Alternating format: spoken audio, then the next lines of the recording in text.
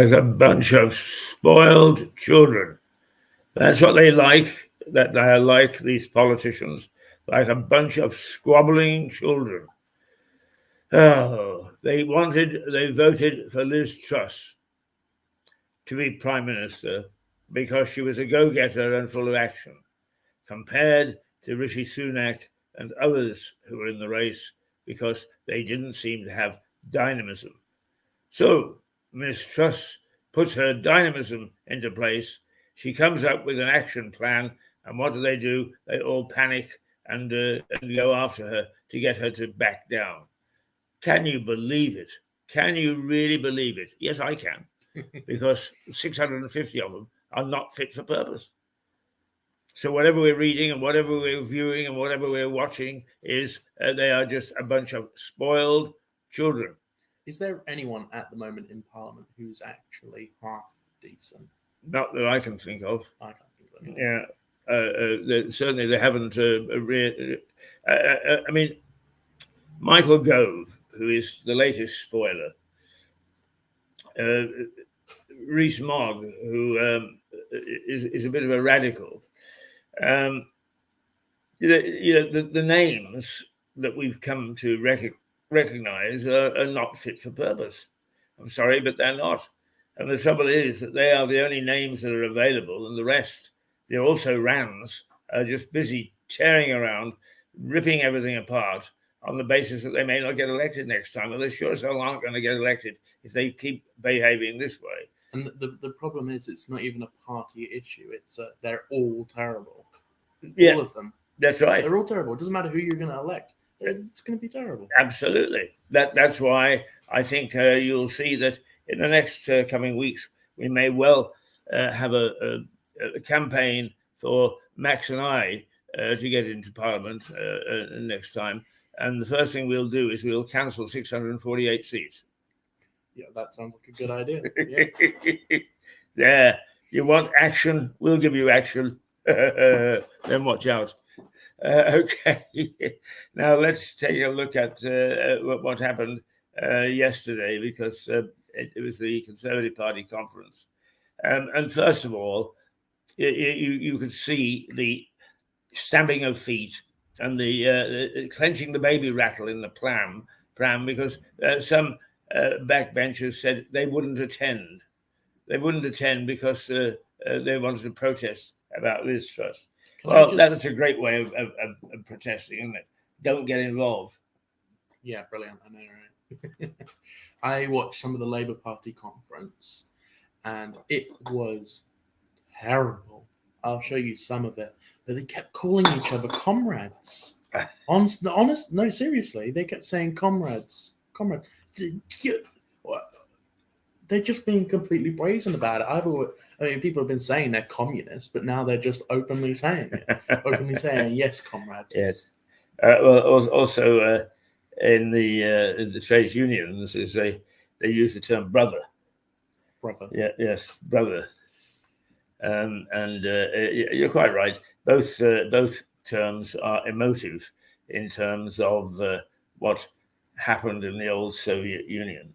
And for that matter, I have no idea what the Chinese word is for.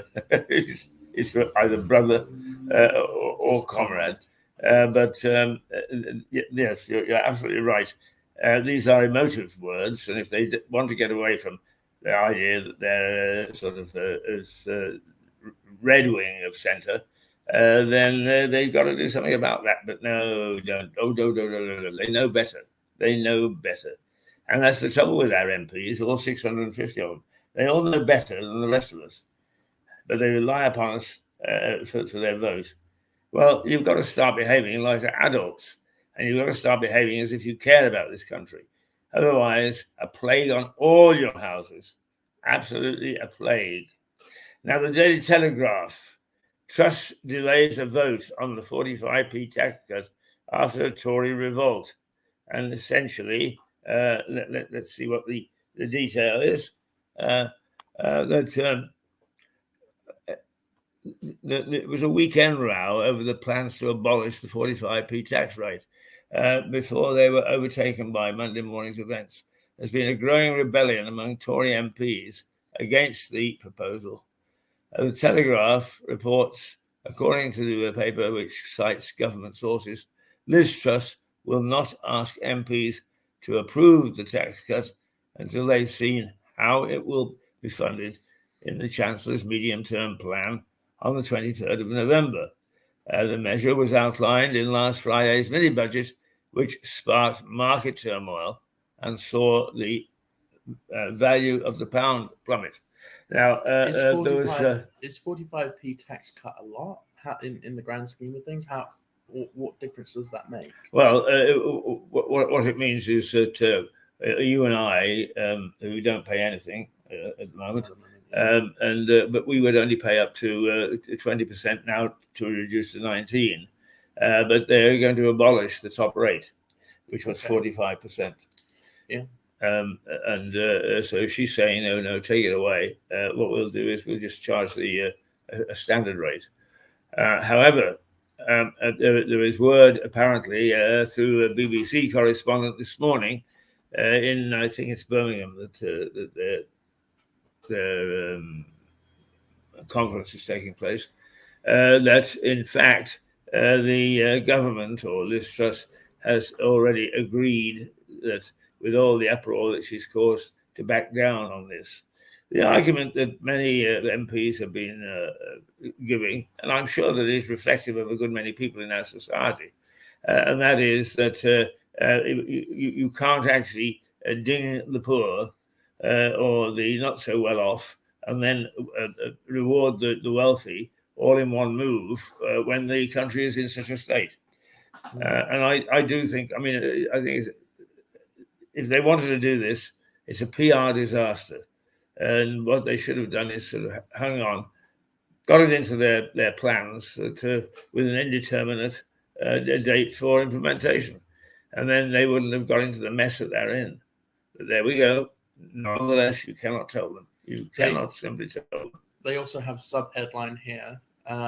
Hospitals scrap more than 22,000 appointments every day. Yeah. Have you had any appointments cancelled? No, I've tried to cancel one, and it's taken me 4 days, 5 days to find out that I didn't have one in the first place. And you only just cancelled that 10 minutes ago. That's right. Yeah, and I tried from Wednesday last week because I do accept the fact that to make things more efficient, if you're not going to turn up, you need to let them know. But it turns out that 2 letters appeared contradicting each other, and the hub, this magnificent computer system, which is going to solve all things for the NHS, once again managed to get me two separate appointments on 2 different days, and the one simply didn't exist. So there we are. But at least I got that sorted. And when I got through, the lady was actually quite delightful to talk to. I have no objection whatsoever to the standard of people that are on. It's the actual organization of the NHS and its administration. The doctors and nurses and support staff in the main are terrific. I must confess is I haven't had a bad doctor or a bad nurse in all the times that I go. And because I'm of a lofty age, exceeding 35, then I go a bit more frequently than I did in the past. So the fact is that the hub, this magnificent computer system, is letting them down left, right, and center. So we have the next paper is the Metro, and I've actually got it here this morning. Right. I wanted to get it again to see. You swore the other day that you would never take it again. Yeah, I wanted to have a look for it again just to see if that was a one day that just happened to be really bad. Confirm your opinion. Yeah. And it's sure confirmed today. So you can read from this headline, so it's easier. If you Gove, this isn't Tory. And this is cutting tax for the wealthiest when people are suffering is a display of wrong values. Well, we're okay. Yes. Sorry about that. Technical issues. We were on the ratings at number 10 there, and number 10 is on the ratings. Former Minister slams using borrowed money to fund the axing of the 45% rate. I have a certain sympathy with Gove's position. However, what I think is that they're doing all this publicly and it's undermining the government. And the fact of the matter is, we need to believe that the government is united in fighting some of the dreadful things, from war and pestilence down to whether, in fact, you've got tuppence for your parking meter. If the government is going to fight these things, then what they have to do is to act in a united way. And the average MP, the backbencher, is kicking up a fuss from almost day one. And that doesn't give anybody any sort of chance. It's all very well, we'll pick a leader of who's dynamic, who's going to really hammer things from day one. Well, that's it. She's done what she promised. And it may be the disaster that the markets are saying. But the Chancellor says he's willing to defend his position. So perhaps at least we could wait for that. But no. We've got to have a go. To be honest, it's a good sign that she's actually done what she said already this quickly. But I don't know. It's good that she's actually done what she said she was going to do. To be quite honest with you, Max, I mean, it is some time now since I was a market watcher, but of course I worked for Reuters for a decade, and that was part of my job. One of the things that the markets are is volatile, and you never really know quite what's going to spook them. And it's just because they've reacted this way initially doesn't mean to say that in a week's time the reaction is going to be the same. But no, the backbenchers have to jump in and create turmoil. And one of the things that is a technique used in the City of London, and for that matter in other financial markets around the world, is to talk a market up. In other words, you say all the good things about it and none of the bad things. What these backbenchers are doing is highlighting all the bad things and not talking about any of the good things. So I am at a loss as to whether what this Truss is trying to do is a good thing or a bad thing. I have no indicator. And all I've got is a bunch of very self-centered people who want their subsidized bars, their subsidized meals, their ability to get a second home, and you name it. And that's what they're trying to protect. And it's unconscionable that they should try to do that. They should be using every possible means to determine how we fight what is a perfect storm. No question about it. Yeah. Right. Shall we see what the Metro has to say? Well, we just did, didn't we? That was the Metro. Times. Right. The Times. Gove and Schaap attack Tinian Tory tax cuts. Now, Michael Gove is he's somebody who floats around on the periphery of power. He put his hat in the ring for the leadership of the party twice, I think, and he really didn't get anywhere. And he's been there since David Cameron, hasn't he? Yes, he's a long-time MP, and he's been in the forefront for quite some time. Yeah, no, I meant in the forefront. Yes, and he seems to me to be. If it doesn't suit what Mr. Gove thinks, then he goes and has a public go. And because he's been so long, almost an elder statesman, is the media listen to him? And I think that Mr. Gove should keep his mouth bloody shut.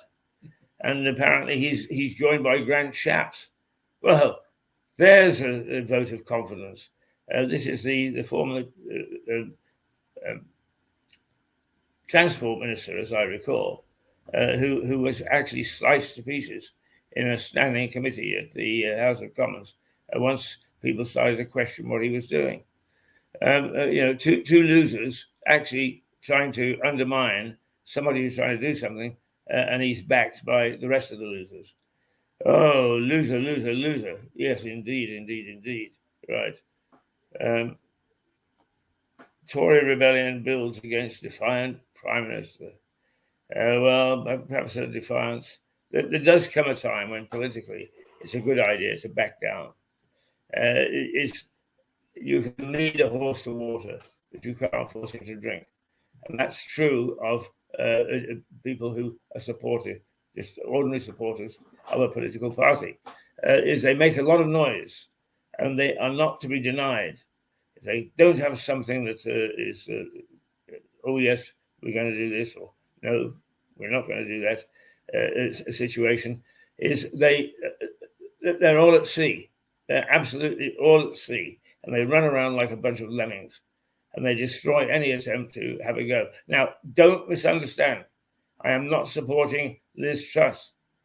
What I am saying is that the objections are hardly filling me with a great deal of confidence. Right. Well, where do we go to next, Max? We're going on to the next paper? Yes. The Guardian. Oh. The Tories threaten rebellion as Gove says tax plan is not conservative. Oh, how the hell would he know? They say about Gove's saying about the tax plan, but they don't actually have a photo of him on the page at all. They have a picture of Liz Truss and I've forgotten his name now. It's not now. I can't remember. Right. But they don't have a picture of him, which is strange considering he's the headline. Right. Right. Okay. Well, the tax plan is not conservative. Let's see if we can get a little bit more detail on that. The Guardian says some MPs are threatening an all-out rebellion. Amid fears the Tories could become known again as the Nasty Party. Prior to the announcement's reversal, it said the PM displayed a sliver of remorse for the way the mini's budget was received. Her Chancellor remains defiant. It also reports that Kwasi Kwarteng will pledge today to stay the course with what he calls a sound, credible plan. Well, there we are. But I mean, why not give them a chance? And the markets are very, very powerful. That I'll grant you. Standing up to the markets is like standing up to a deluge of high tide. But the fact of the matter is the markets don't get it right all the time anyway. That's why people win or lose a lot of money betting on the markets. And as I understand it, some of the what are called instruments, financial instruments, are strictly betting on where the market will be. A straight bet. You don't notice government legislation saying that they can't do that when they have a go at betting shops and so on. Oh no, what's good for the goose is not always good for the gander. Not according to the government. The Daily Mail. Well, there's a second sub-headline here from The Guardian. It says, survey shows that most young people fear the future. Has that not always been the way? That young people are nervous for what's to come? Well, you're a young person. Are you nervous? Somewhat. Okay. I don't think I'll ever be able to buy a house. I don't think I'll be able to... I think I'll have to rent for the rest of my life. Yes. I'm not fearful, but it doesn't look good. No, but then again, Max, you're a bright young man. You're 18 and you're at the start of your career. Who knows? By the time you're 28, you might be a multimillionaire, in which case you can afford half a dozen houses. I hope so. Yeah. Well, I only really want one house. I don't get the whole having 6 houses thing. I've never understood that. You see, I think that there is a balance between open market philosophy and controlling a certain amount. I personally don't know that owning a house should be the sacred cow that it is, but let's assume that everybody wants to, and that's the aim. Then, first of all, you need an open market economy so that people can earn the money to buy the house. But then you need to control the economy so that the houses are affordable. And it's not easy because everybody, markets want to make money. So the real estate market is no different to anybody else. And during the pandemic, it was quite remarkable that the houses in Lewis, the price shot up enormously as people sought to get into this market. Now, did the real estate agents or did that industry say, oh, hang on, that's not very good for the country, we better cool it? No, they did not.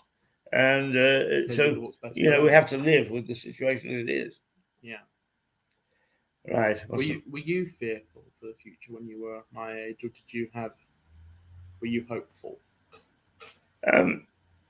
Yeah, I suppose really I'm really very odd. In as much as if I get myself into a financial pickle, which I quite often do, I just said to somebody, I'm not a bad broadcaster, but I'm a lousy manager, and that I actually always believed it was up to me to earn enough money to buy what it is that I wanted to buy. Now I'm frankly, because I've travelled around, as a house to me would be an encumbrance, and particularly since my wife died, is what the hell do I do with it when I'm away, which I could be and am from time to time for extended periods. The thing is going to sit there while I actually pay an extra premium to keep a roof over my head wherever I happen to be. So if I'm buying or paying for the rental on a flat in Kosovo because I'm away for 2 years, is I'm also paying a rental on the cottage that I had here. So the way I look at things isn't necessarily the way that perhaps the average person would look at things. But, the average person should start to think, is everything that we're told or taught the right thing? And the fact of the matter is, property developers want to sell houses. They don't give a damn how they sell them. They want to sell houses. So they are looking always for policies that will put some money in the pockets of people so they can get onto what is called the first step of the ladder. Now, one of the things that I admire about you, Max, is that you live in a fairly good family unit. Mm-hmm. You are with your mother and your brothers and stepbrothers and so on. But the family unit is 50 years ago, 60 years ago, meant that a lot of people lived with their parents until they were 21. They didn't aspire to a house. They lived with their parents until they're 21. Well, that's not true anymore. At 16, people are demanding houses. It's ridiculous. So once again, you see, to me, there's got to be a leveling out done. It's neither black nor white, but somewhere a shade of grey. Right. Daily Mail. Fury as Gove stokes the Tory 45p tax revolt. Truss's allies accuse the former minister of serial disloyalty and ask, isn't getting rid of one prime minister enough for him? That's a good headline. But in some ways, yes, I think that Gove is stirring the pot. Bear in mind that I don't have much time for any of these people. But if we look at within that framework, is Gove is a muck stirrer, and you have to be careful what you listen to when he decides to go headline grabbing. Right, okay. Why Harry snubbed William's secret offer to heal the rift. But we have to go to pages 24 to 25 to find out that. We'll do that in a little while, shall we? Yeah. Okay, what does the Mirror have to say? Is that Jimmy Savile? Yes, it is. Okay. And the headline, I was raped at 15 by Savile. then helped to unmask him. So this whoever is the author of this headline or story says that Jimmy Savile had his way with her. Well, Jimmy Savile was also very popular in the royal family. He was good friends with Charles. Yes, once again, it just shows why on earth our politicians and so on get so excited about being friends with people who are very good actors and very good actresses and very good singers and so on and so forth, but not much good at anything else. I wish actually. Was that popular at the time? Well, that's it, isn't it? It's some of the gloss will rub off. But the best one in the world is the number of sports people, entertainers, and so on who know what the hell it's all about. You could count on the fingers of one hand, and yet everybody says, "Oh, Marilyn Monroe says." Oh dear, shows my age. It's the only woman film star that I can think about at the moment. Right, Truss is finished. That's the Mirror, I bet, isn't it? Yes. The Mirror. Truss is finished. Calamity Conference. Well, of course, the Mirror would do a lot of wishful thinking. I don't know that there's yes, there's turmoil, but whether in fact it's enough to unseat a prime minister who's only just been elected. I've heard a lot of people saying she won't make it to the end of the year. She won't make it past Christmas. I really do think we'll see Liz Truss still as a prime minister next year, and potentially even the full. What is it now? 14 months, 13 months. It's only to an election. Yeah. I do think she would ride this one out all the way. I do see it happening. I don't understand why everyone's saying she'll be gone by Christmas. I mean, I think these backbenchers, who, as I just said, are spoiled little children stamping their feet and demanding things, is the fact of the matter is, whether they like it or not, when they go knocking on the doors of people and ask for their votes at the next general election, is people will want to see what the party is doing and what this individual is doing to get us out of the mess that we're in. And if it says trying to get rid of Liz Truss, or we got rid of Boris, is frankly, I think I would go and put my cross anywhere else. They are, as I keep saying, spoiled little children. And they listen and they make friends with the stars. And then they I mean, David Beckham has got to be the most decorated politician of all time. Yeah. Yeah. Mind you, there's a lovely clip in which Hugh Grant plays the new prime minister in the film Love Actually, and when he's making a speech about the American president being overbearing towards the Britain, he said, "We're a great country. We have David Beckham's left foot. We have David Beckham's right foot, come to think of that." So he puts that in perspective for us. Well, I mentioned it last week, but Liz Truss likes to compare herself to Margaret Thatcher, and Margaret Thatcher was the Iron Lady. People are dubbing Liz Truss as the Iron Nanny. Oh dear. Which I do think is quite funny. Yes. From the Daily Express, this one. Yes. Before we move on from that, though, I really do think that they've got a PR job to do. And once the idea is settled in people's minds that this government is damaged, that's the way it will stay. And I honestly do believe that if it stays damaged, it'll stay right up until the next election. If they start to play fast and loose with how many prime ministers they want and how many leaders between now and then. And they can't afford to. I mean, we saw how long it took to elect a prime minister this time round, with Liz Truss coming out as the victor.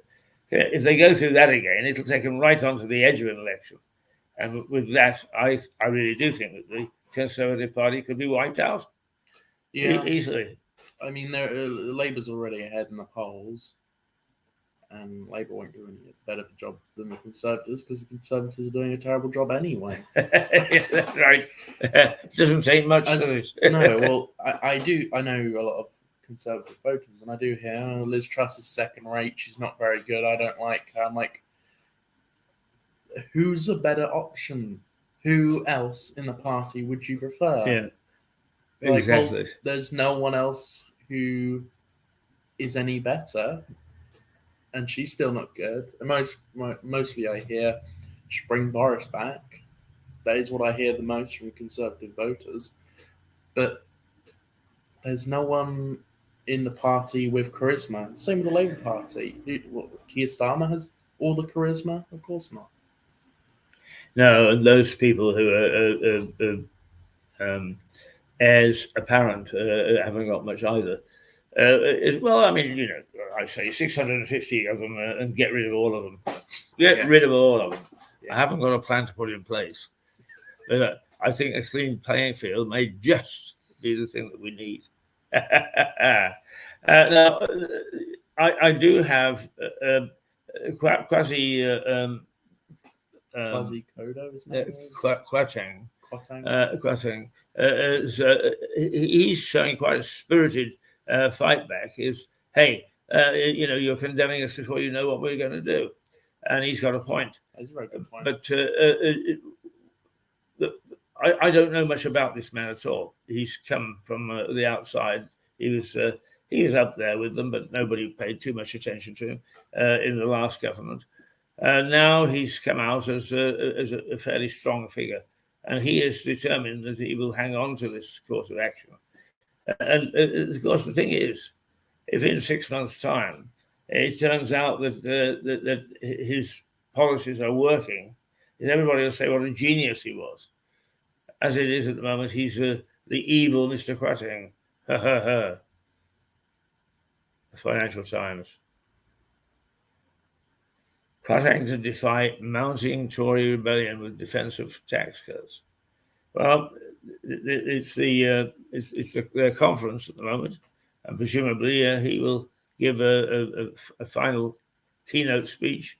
And the idea is with those keynote speeches is to rally the troops. Can he rally the troops? Perhaps by this time tomorrow, after these speeches have been made, people will be saying, "Oh, it's all brilliant. Oh, yes, we can do." Of course they won't. Yeah. Of course they won't. No. Right. Okay. Max has spoken. The Sun. Mel, how many more must die? Spice Girl raps MPs on domestic abuse. Wow. Great. We're getting lectures from celebrities Singers, again. Yeah. How many? What they do is they actually sit down over their cocktails and say, I think it would be good for our image if we got involved in a charity. So they get involved in the charity and then immediately become the spokesperson and is coming out with a whole bunch of rubbish. I'm confused though. How many more people must die of what? Yeah. What was the extra headline say? Well, Melanie Brown's appearance at the Conservative conference event run by the paper and Women's Aid, the former Spice Girl has called for more support for domestic abuse victims. How many more must die is the paper's headline. Now, I know that there's this pretty serious issue, domestic abuse, but is there a large number of people who have died from the result of it? Well, the thing is, most people would say one is too many. Well, yes, but yes, people have died. Is it a large percentage? No, it's not. But yes, obviously there should be more support for domestic abuse victims. But that's going to be everyone's going to be saying that for the rest of the time. We can always do with more support. Can always do with more, even if you have all the support in the world. We could do with more support. It will never be enough, obviously, but it is a good cause. Obviously, I don't know why I have to say that, and I don't know why she has to say that because it's just a no-brainer. Obviously, there should be more support for domestic abuse victims, and no one's not caring about that. Everyone cares about domestic abuse victims. No one's saying, "Oh, I don't care about that." Yeah, one of the things that you need to take some of these things with not a pinch of salt, but to try and look at all sides of things. And when I was as a young reporter, you draw the cop beat. You go down to the cop shop and you follow The what? the police station. Oh, okay. Okay. And you follow the events of the police on a daily basis and so on and so forth.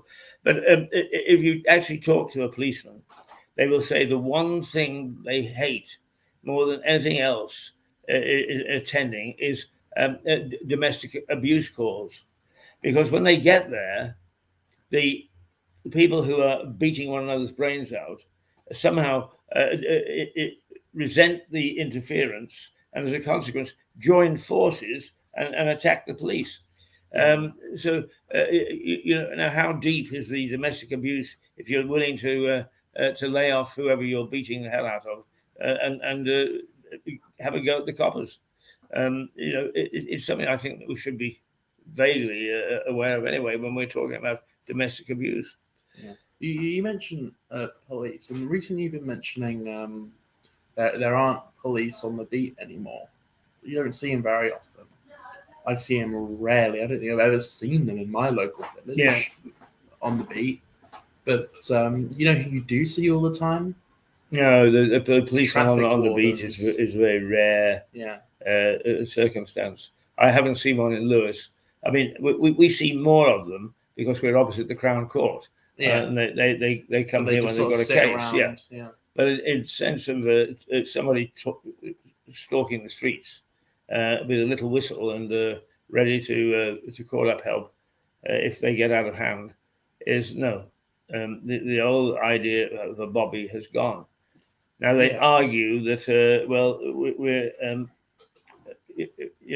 through electronics and so on and so forth, is something happens that the policeman can have backup from its local cop shop any time that it wants.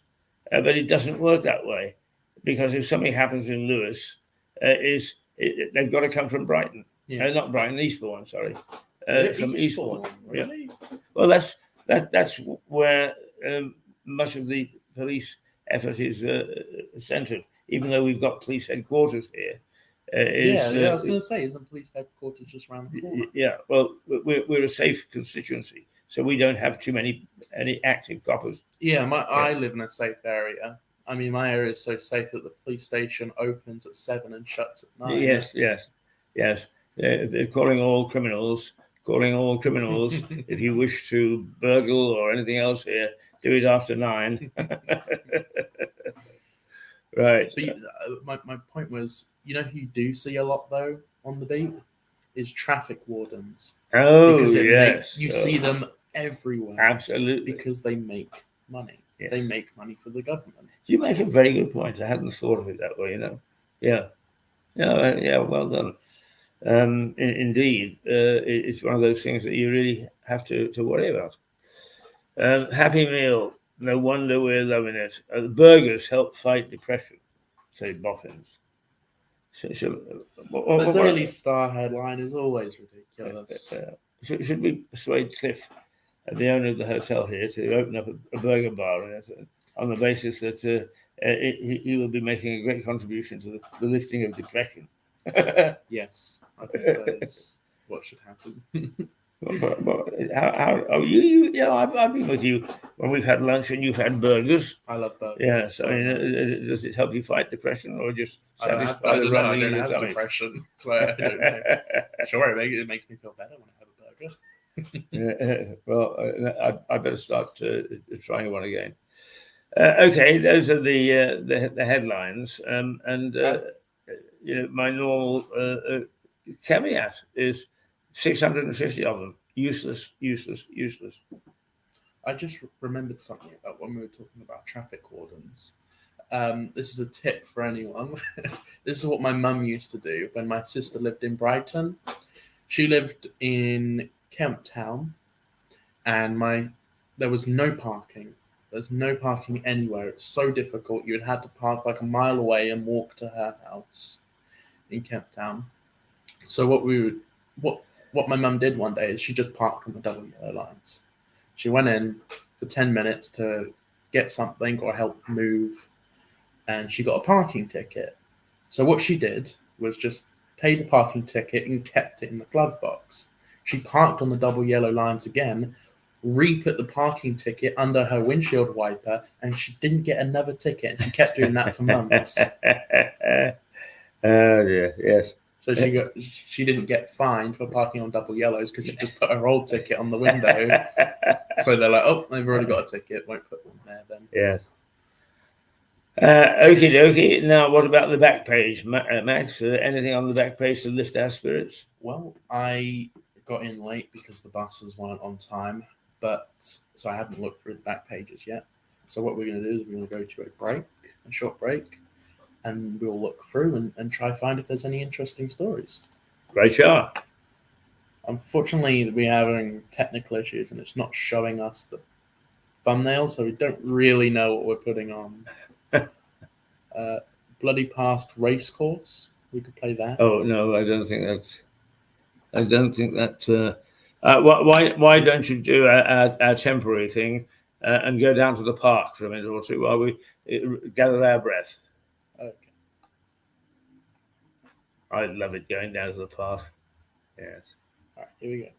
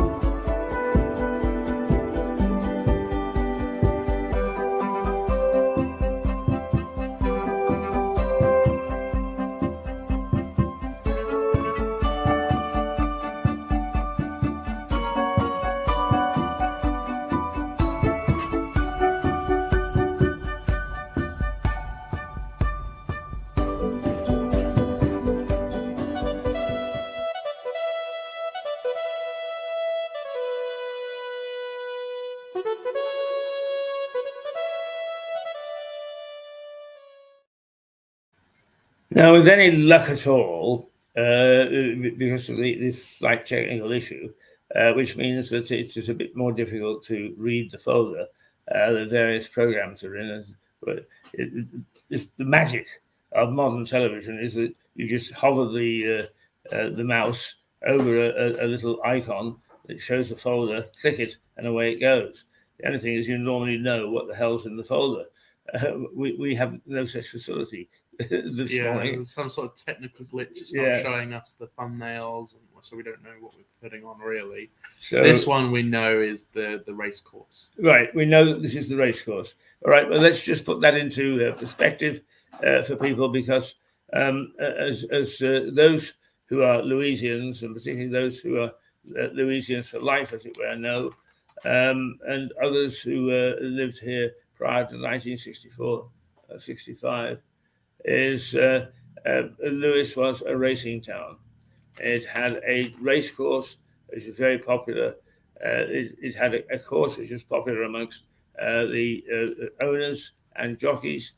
We saw people like Lester Piggott and Gordon Richards here, and we provided a number of winners to races like the Grand National and the Derby. Now, since 1966, that race course has not been active. It hasn't been a working race course, except for the gallops, because a couple of training stables are still up there. But it's a couple down from something like an estimated 65 racing stables of one sort or another in the town prior to the closure of the race course. So, is that me or you? You. Well, yeah. So what we'll do is we will take a look at our acclaimed documentary, and I had somebody talking about it again to me. on the weekend. And if you haven't seen it, stay tuned for this little bit of an episode.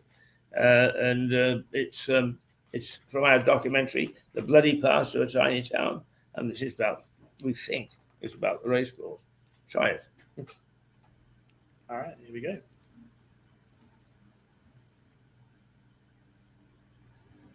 Ah, yes, yes.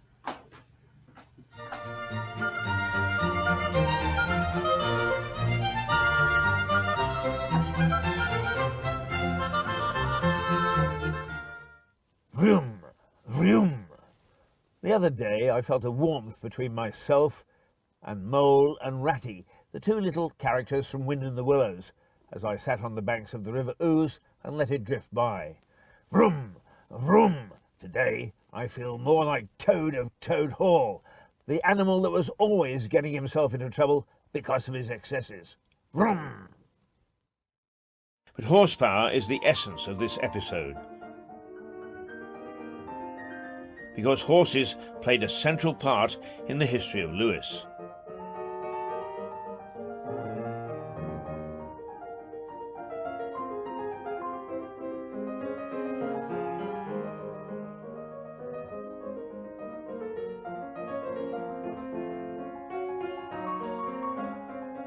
And as might be expected, were often at the centre of violence, Adding to the history of a bloody town.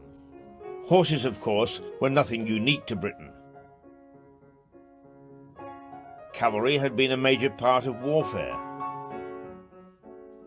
and peaceful farming from time to time immemorial. But for Lewes in early times, they were an important part of its economy.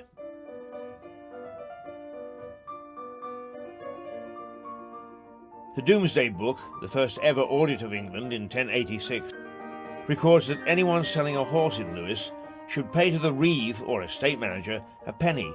The buyer also paid a penny. So a horse tax was in place more than 1,000 years ago. And so the horse took centre stage from the earliest of Norman times.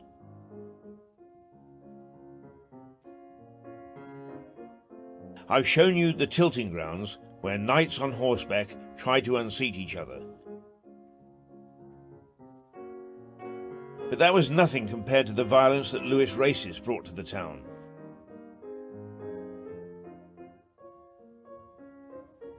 But I get ahead of myself. Lewes was one of the most famous racecourses in history until 1965.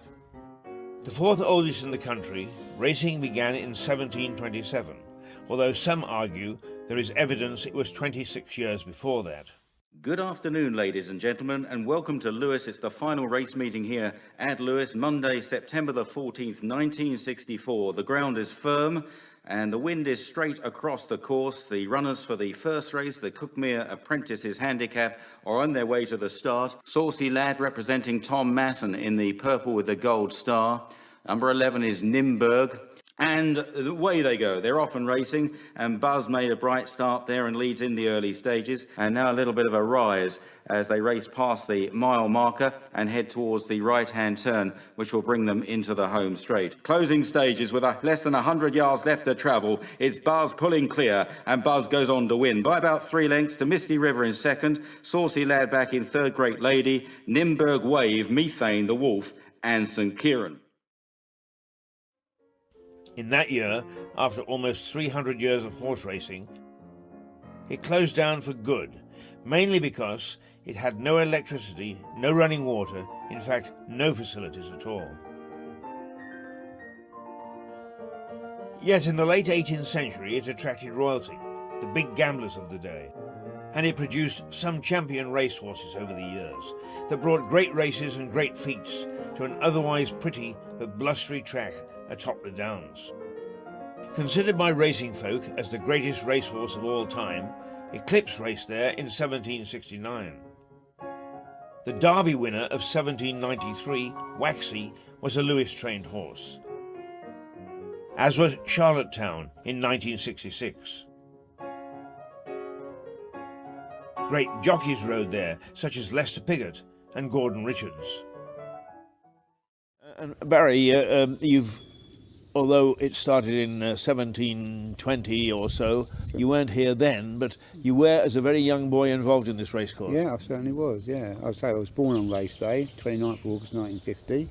My mum's side of the family were all racing people, going back hundreds of years probably. So, you know, my gran used to take us up here. It's very quiet and serene today, so what was it like on race days up here? Very, very noisy. Hustle and the bustle of coaches coming up here, cars. I mean, all these places over here were car parks. You had all the horse boxes, the tote men, tic-tac men shouting the odds and everything else. Lots of entertainment going on, you know, and it was very, very busy. A 4-mile race which started right down the bottom of the hill there. The horses used to run right down there as far as you can see, and come back down here to the winning post. Right. They used to have 2 winning posts. They used to have a 5 furlong winning post and a 6 furlong winning post. But what they wanted to do, what they did, they made the 6 furlong winning post another furlong away from the stand, because they both wanted to start them on the straight. Otherwise it was unfair, so they had a straight run. Right. In 1914, I think it was 14, they shut that down because they found it was too dangerous. And not only that, for the horses to get up that hill. They used to start them from here, they run them down there, round the loop and back again. And that made 4 miles, but it had to be like the best out of 3 or something. Right. So some of them horses run 12 miles Yeah. just to win a race. They had 10 minutes break. They got back after about 9 or 10 minutes. They'd have a bucket of water, drink and wash down, and back they used to go again. After a while, it just phased out a little bit.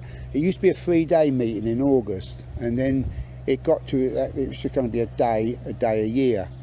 And it got to the stage where it was just one race, and all the horses in that race were trained in Lewes. And the guy that wrote about it, you know, he said this is probably going to be the last day. There are many in Lewes who are still resentful that the course was closed. It brought a good deal of cash to the town. Lewes had many racing stables, and a thriving racing community numbered as many as 60 establishments. But perversely, it was responsible for cleaning up the sport, despite suffering a bout of violence. The early part of the 20th century saw the rise of vicious gangs around the country. These gangs often fought each other, but to keep cash in their pockets, they targeted racecourses. They would secretly ease their way into courses and then meet up to viciously attack and rob bookies. Racegoers, and even jockeys. They were feared at race meetings throughout Britain. And so it was on a June afternoon in 1936.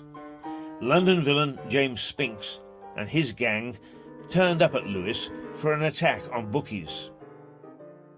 They gathered, some 30 strong, on the edge of the racecourse, ready to pounce. And pounce they did.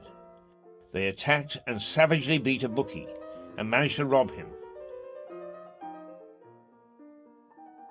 But not known to them, 2 CID officers had been posted in the grounds. The 2 detectives alerted their fellow coppers and raced towards the gang. According to some reports, a rival gang got into the act and all hell broke loose. It must have been some sight.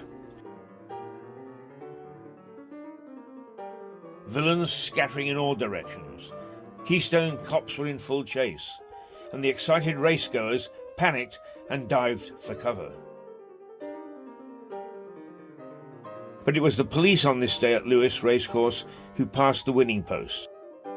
They managed to nick 16 of the gang, took them to Lewes, where they were sentenced to long prison terms.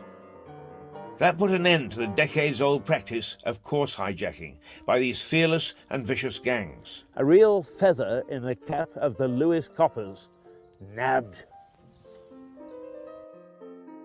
Pulling you aside, locals will whisper in your ear that Graham Greene's Brighton Rock was really about Lewes Racecourse. They say the gang fight in his novel was based on the events of Lewes in 1936. To think that Pinky strode this course, what a ghost to have here now.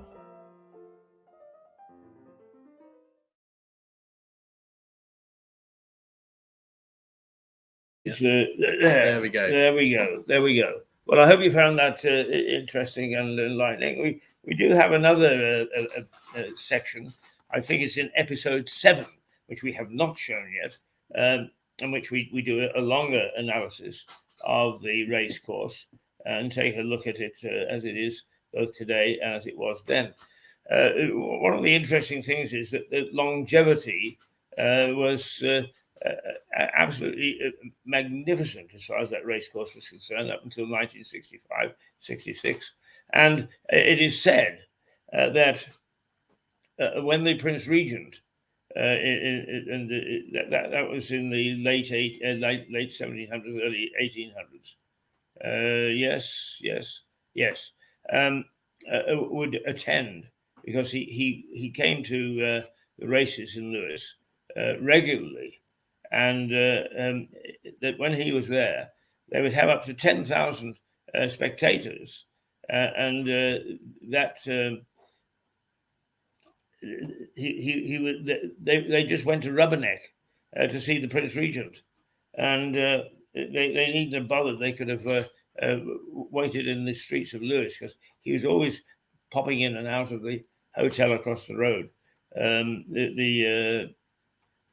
Not the Star, which is now the town hall, and the Crown, which is I think threatening to become apartment blocks. But he was always popping in and out of there with his mistresses, up and down and so on. And when he wanted a little bit of privacy, he popped in and out of the manor, Southover Manor, which is just down the road from us. So there's lots of activity of the female kind, nothing to do with racing, when the Prince Regent was in town. That's the sort of attraction. Sorry? What was the Prince Regent's job? Well, the Prince Regent is... you may be aware of a movie based on a book and based on historical facts called The Madness of King George. And King George III was considered to be out of control from time to time. So his son, who eventually became King George IV, was made Prince Regent. In other words, the king was still alive and in theory was still head of state. But the prince would take over his duties whenever he was, quote, mad, and couldn't fulfill them properly. So as a Prince Regent, he was a player. Boy, was he a player. And reportedly got married twice, only to have them annulled, because the law said if the king didn't approve of your wife-to-be, that was it. What year was this? Late 1700s, early 1800s. Let's see. It was George III who lost the colonies. So that was 1776 that we lost the colonies, and the United States became the United States. So it was that era. Late 18th century, early 19th century, so he was. I mean, he eventually became king in his own right, but as a Prince Regent, he was a player. One of the things that he is supposed to have done is to have driven a coach and four. Yes, down Keir Street here, which is a cobble street, and it is disputed claims, but said to be one of the steepest streets in the United Kingdom. And there's no question that if he'd have come a tumble and broken his neck, history would have changed.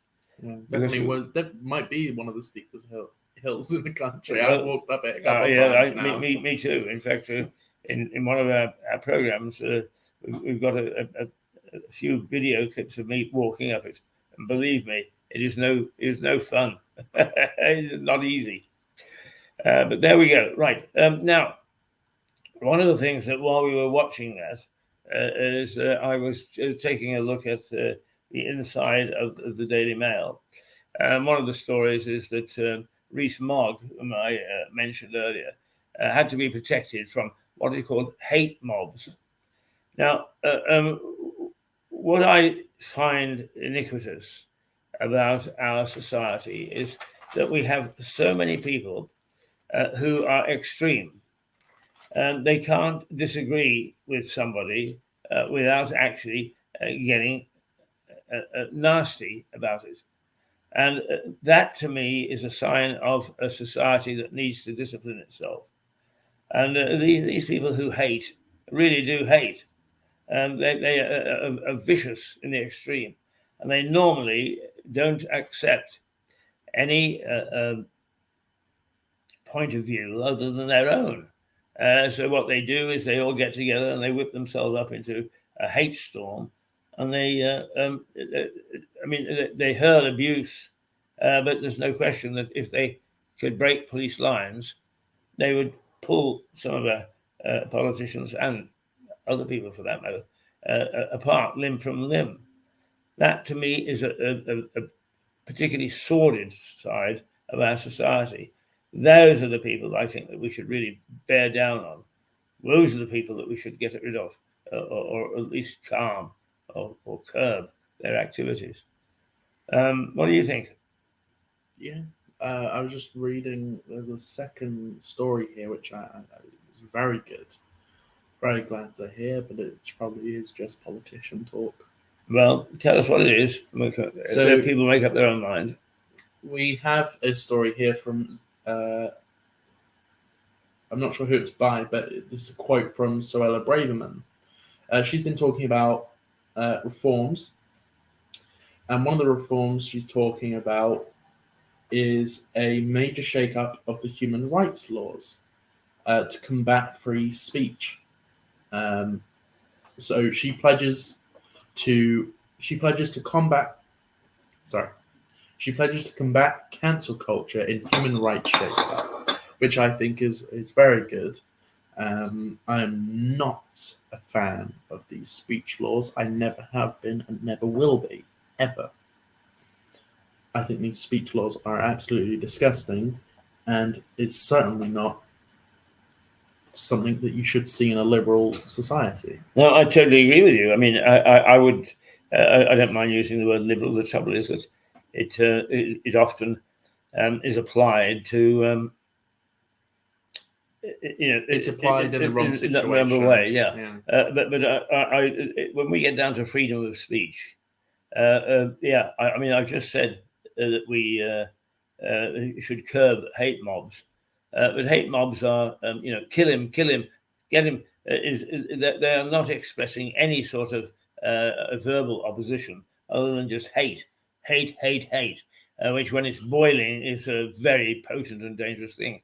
But I do firmly believe in the right to speech, to free speech. And several Western nations have citizens that are concerned about the erosion of these rights. Yeah. Not least of which is that modest little country called Canada. My relatives who are nice, law-abiding citizens who are very much into enjoying the fact that they got the great outdoors, where they can walk and they can hunt and they can trap and they can canoe and so on and so forth, almost their back door, is finding it a government that is beginning to slowly curb their rights of expression.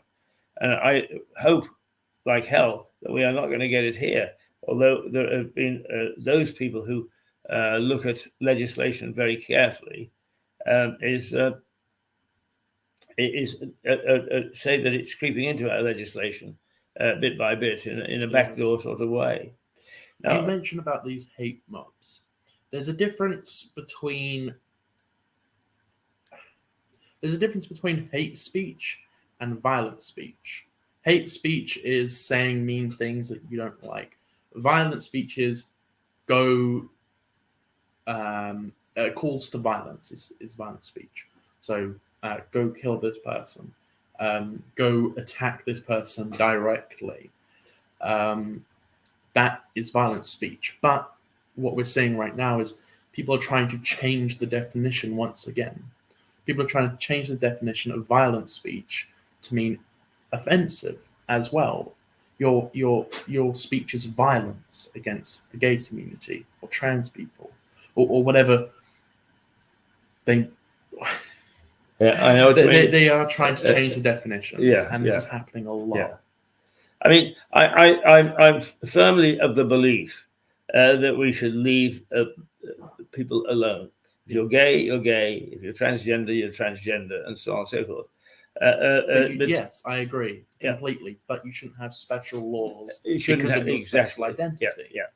You should have the same laws as everyone else. Yes, one law could fit all in this, and that is a definition of where saying something is dangerous as opposed to saying something which is your opinion, and some of those opinions may be offensive. In fact, many are offensive. But it's one man's meat is another man's poison, and quite often what happens is that one person will say something that another will find offensive, but the first person, that's the issue. Offense is subjective. I don't find it offensive when someone makes a joke about gay. I don't find that offensive. It doesn't bother me. It will offend some people. It doesn't offend me. No, nor me. And to be quite honest with you, I know a large number of the gay community. It doesn't bother me one little bit. But to be quite honest with you, a large number of them, it doesn't bother them either. There are always those who are very sensitive and who are very defensive, and they're the people that actually stir the pot. And it's a pity, really. I mean, I have one gay friend, and he is of the sensitive sort. But I say to him, look, if you stick your head above the parapet and you start having a go at those people who you find offensive, you've got to expect them to take a pot shot at you. And it's only because of your attitude, not because you're gay. And it's a good debate in some ways, but it's a sad debate that we should really have to have it at all. And you know what is even sadder? A lot of people my age aren't willing to debate. They're not. They just are not willing to debate on a lot of issues. It is a pity. It's concerning because how do you formulate proper ideas if you're not allowing yourself to hear the other side? If you won't let them be challenged, then it's a fixed idea. And then we start to get into sort of Nazism and so on. Yeah, you start to get into burn the book. You start to get into what's called an echo chamber. You're only surrounded by people who agree with you. That's right. And you think, oh, everyone around me agrees with me, therefore everyone thinks the same as me. So when someone doesn't, it's a shock. Yeah. Because you sort of only start to hang around the people that you absolutely agree with. It's a terrible idea. Like MPs over their expenses.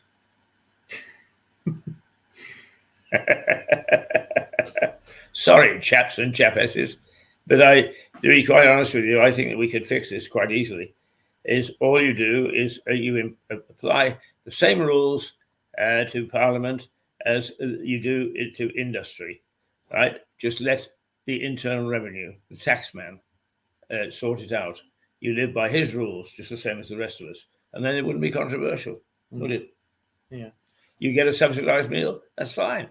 What you do is you have to put that down with a considered value on your tax, right? Benefits in kind or whatever they call it. Well, I'm not sure. I think benefits in kind is a bit something different, I believe. Yeah, I'm not sure. But yeah, that all came from the story of Isabella Braverman pledges to combat cancel culture in human rights shake-up. Right. Human rights shake-up is a bit of an odd term, bit of an odd way of describing it, so I don't know what that really means. Yeah. We'll have to find out. I have to take a look at that. I think what it means is that they want to get rid of a lot of the EU human rights laws, which were ridiculous, because it is difficult to say what is a human right. So Mhm. people a lot of the time say healthcare is a human right. Healthcare is important, but it's not a human right because that implies that you have a human right to someone else's labor, which you don't. So very few things are human rights. It's getting to the point where everything seems to be a human right. Oh, we should have this as a human right. I mean, Jeremy Corbyn recently said broadband should be a human right. How ridiculous. Broadband should be a human right. Yeah. It's crazy. It's the abuse of power that bothers me. I'm trying to think of the name of the act, but the act that protects you from computer information. What's that called?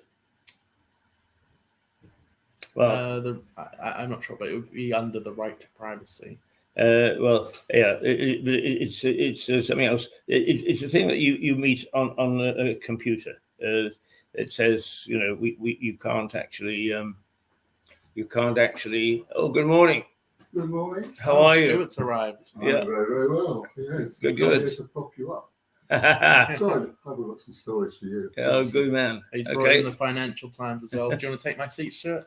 I'm not staying very long, but I will do.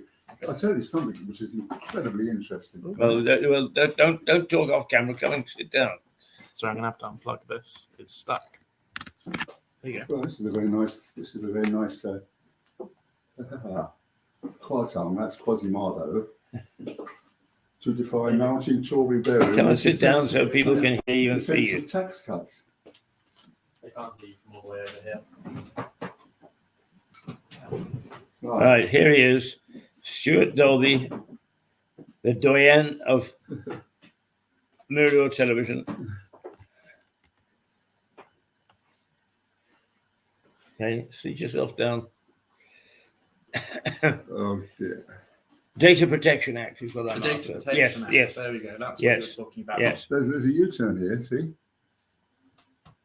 Yes. Well, apparently, we counted on that. not only that, but apparently the word coming out of the. Hang on, Max. Can you sort this out? Oh, well, we have to. Yeah, just sit down and move the chair sideways. Okay. Yeah. Good. Hang on. Yeah, just leave it, Stuart. Wait a minute. I'm all tied up here. What do you mean? Yeah, leave? yeah, that's how I've been sitting all the time. That's so you won't get away. Oh no, Max, you made your destiny. I knew you wanted to tie me up. Turn your chair that way so you can face the camera. Right. No, I'm barely in the camera. No, there you are. There you are. Look, there you go. Yeah. Yeah, that's it. Good man. Yeah. Right. Okay. Now he's coming bearing his Financial Times as usual, brimming with stories, and so we'll hand over to you, Stuart. What stories are catching your eye this morning? Well, for one thing, we've talked about this in the past, that under great pressure, Mrs. Truss decided that she was going to freeze the energy cap at a reasonable price. That's to what it was before it all started.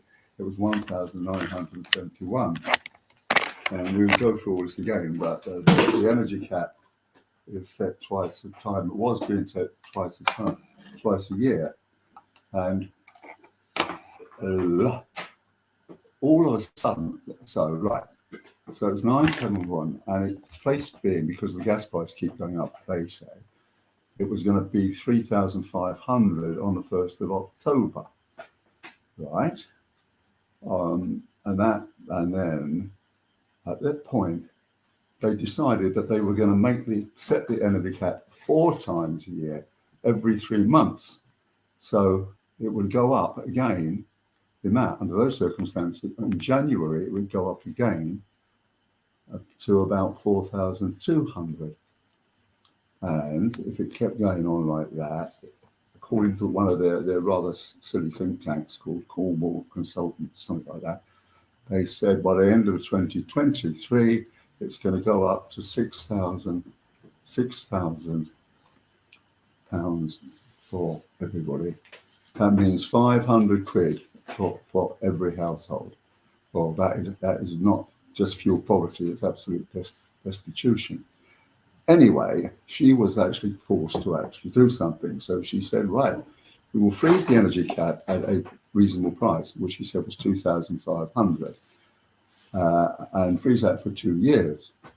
And it turns out, now this is where old Quasimodo comes in, that the cost of actually doing that works out at £900 billion, because they've got to pay off the cartel and they've got to actually do all this kind of thing. Meanwhile, the cartel, the big 6 companies which dominate the fuel supply to the sense of 70% of oil users. And so in last May, Sunak had said we're going to give 400 quid to every household. Still haven't got mine, have you? No. No, they're I haven't got ours. going to do it in installments, you see. Really? Yeah, apparently. Not in one big lump. Oh, no. Well, you might just rush off to the pub with it, won't you? I mean, I probably would. I mean, Mrs. Truss is stupid, but not that stupid. Yeah. And then, and the poorer people are going to get, 650, aren't they? Yeah, I think my Yeah, household yeah. qualifies for 650. Yeah, that's right. But what happened was that she can't seem to add up. Because when she was on the television program yesterday, she said, well, we had to do that because this winter was going to go up to 6,000.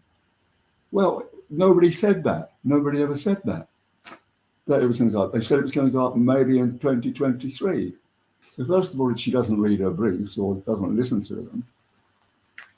And then there's all kinds of chaoses. Now, let me take you to the paper, most recent Financial Times, this wonderful, wonderful paper, which I keep telling you has a wonderful pension scheme.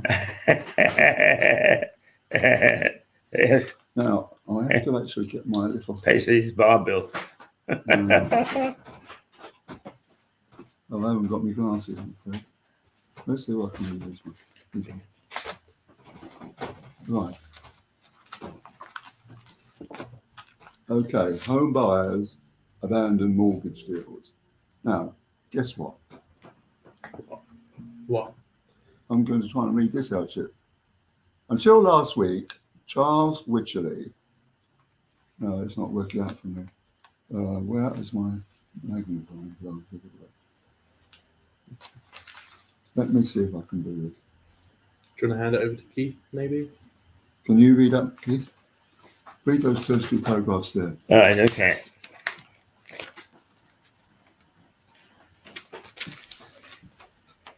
Until last week, Charles Wycherley saw market conditions. That's our Charles Wycherley, is it? Yes, next Yeah, door. next door, right. A market decision for his family estate agency in southern England, that's Lewis, as like being on top of a mountain, but looking down. There were signs of a gentle slowdown after having notched up strong house sales for many years. But in a few brutal days, since Chancellor Kwasi Kwarteng's plan for 4.5 or 45 billion pounds of unfunded tax cuts sent financial markets into a tailspin, Wycherley has had 11 house sales fall through, most of them because buyers without a formal mortgage offer in hand were suddenly facing borrowing costs they could not afford. Carry on, a bit more. Bit more.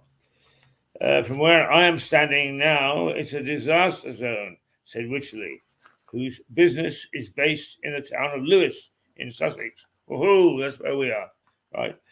I felt all along that there was going to be a correction in the housing market, but for a government to actually put in measures that have brought it on is mind-boggling. Yeah. Right. Okay. Right. Okay. Now, Your comment on Charles. What so Charles has to actually, say. what did I do? I went next door to see if he would come and actually have a little word with us, Right. and he wasn't there. Ah. So I said to his lady, will you actually tell him? And I know what he's going to say. Oh, not Stuart again. Bloody Wall always wants to know the price of his house. Well, I bought my house off his father, you see. And anyway, the best interesting thing of the whole weekend is Quasimodo. I call him Quasimodo because, King Arthur, he was a magician, you see. So Quasimodo is a more apt name, Quasi Bang Bang, as what we might call him. He's going to have a magic wand and bring things. Now, what he did is, after he announced his mini budget, he went to a party, okay? And most of the party were his all mates, his all mates of who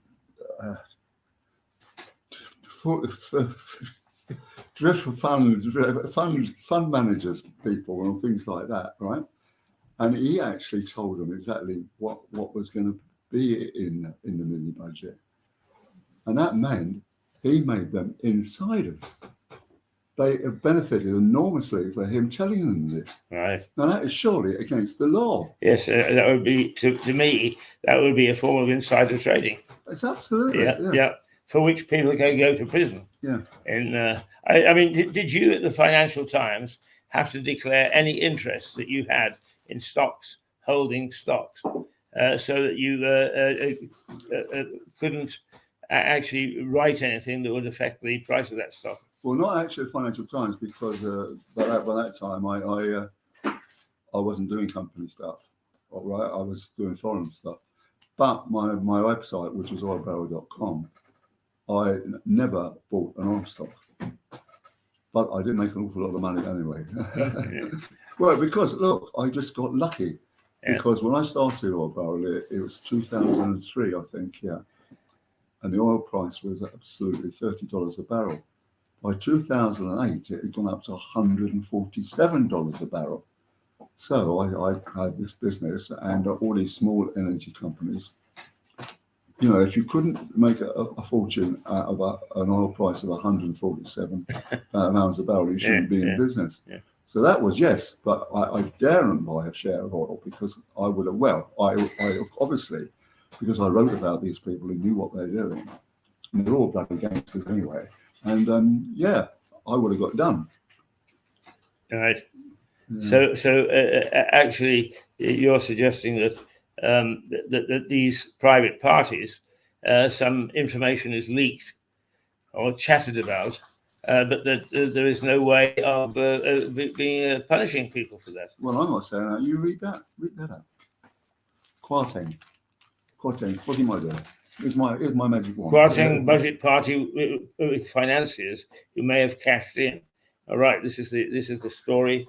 That he attended a private champagne reception hours after delivering his mini budget, where hedge fund managers who might gain from a crash in the pound egged him on to keep going with his plans. Aha. Right. Have another glass of champagne, Minister. Right, yeah. Yeah. I mean, this is one of the things that we really have to worry about with the markets, isn't it? This sort of information, and because those sort of people mix, they don't come to our cocktail parties. Have you noticed? So what we should say now is, watch out, Quasimodo. We're on your back. We know where you are. Absolutely, yeah. I mean, that sort of influence is, to me, that's iniquitous. Throughout my decade at Reuters, I had to keep my mouth shut in private, because we would be privy to all sorts of things that the outside world weren't, and that could actually affect markets. So I see no reason why ministers shouldn't be subject to the same restrictions as we were. Now, then what I would say is, but this is the same philosophy as we keep our bars open in the House of Commons while we shut all the pubs in the country because of COVID. You know? Well, I mean, what is your take on all this, Max? I mean, the Tories now, what, 33 points behind? Mm. Is that something like that? I've seen it in one paper. Yeah, that was in the Mail the other day. Yeah. Oh, we can't trust them. Well, don't believe what you read in newspapers. no, I don't. Well, you don't read them, do you? What do I think about the Conservatives being behind in the polls? Well, what do you think about the state of the Conservative Party? Because they look. Yeah, so no, actually, when you think about it, Max, you are, well, you seem to be a rather very bright bloke. If you are going to reduce taxes and then go in for debt financing, that seems to me a contradiction in terms of actually getting anything done. Yeah. I mean, it's crazy, isn't it, to actually debt fuel the bonds, all these bonds, because it just means more and more debt. So the Conservative Party is really in quite a state. To say the least. To say the least. I am a Conservative, but I won't be voting for them because they just keep messing up what they've had 14 years now. 12 in power. Yeah. 12 years they've been in power. They've been in power for like 75% of my entire life, and they got really nothing to show for it. I'll most likely be voting for a third party, probably the Libertarian Party. And whilst I am a Conservative, I won't be voting for them. Well, do you know that actually, apparently, Sir Keir Starmer is now in negotiations with lots of Tory backbenchers because they are really pissed off. I can imagine. They are really pissed off. But isn't it crazy when you think about it, chaps, that our government was elected by 160,000 backwoodsmen from the Conservative Party? There were 66 million people in this country, right? Why should 160 backwoodsmen who can barely read, write, or bother? Okay, a little bit disingenuous, but yeah, I do agree. It's not a great system.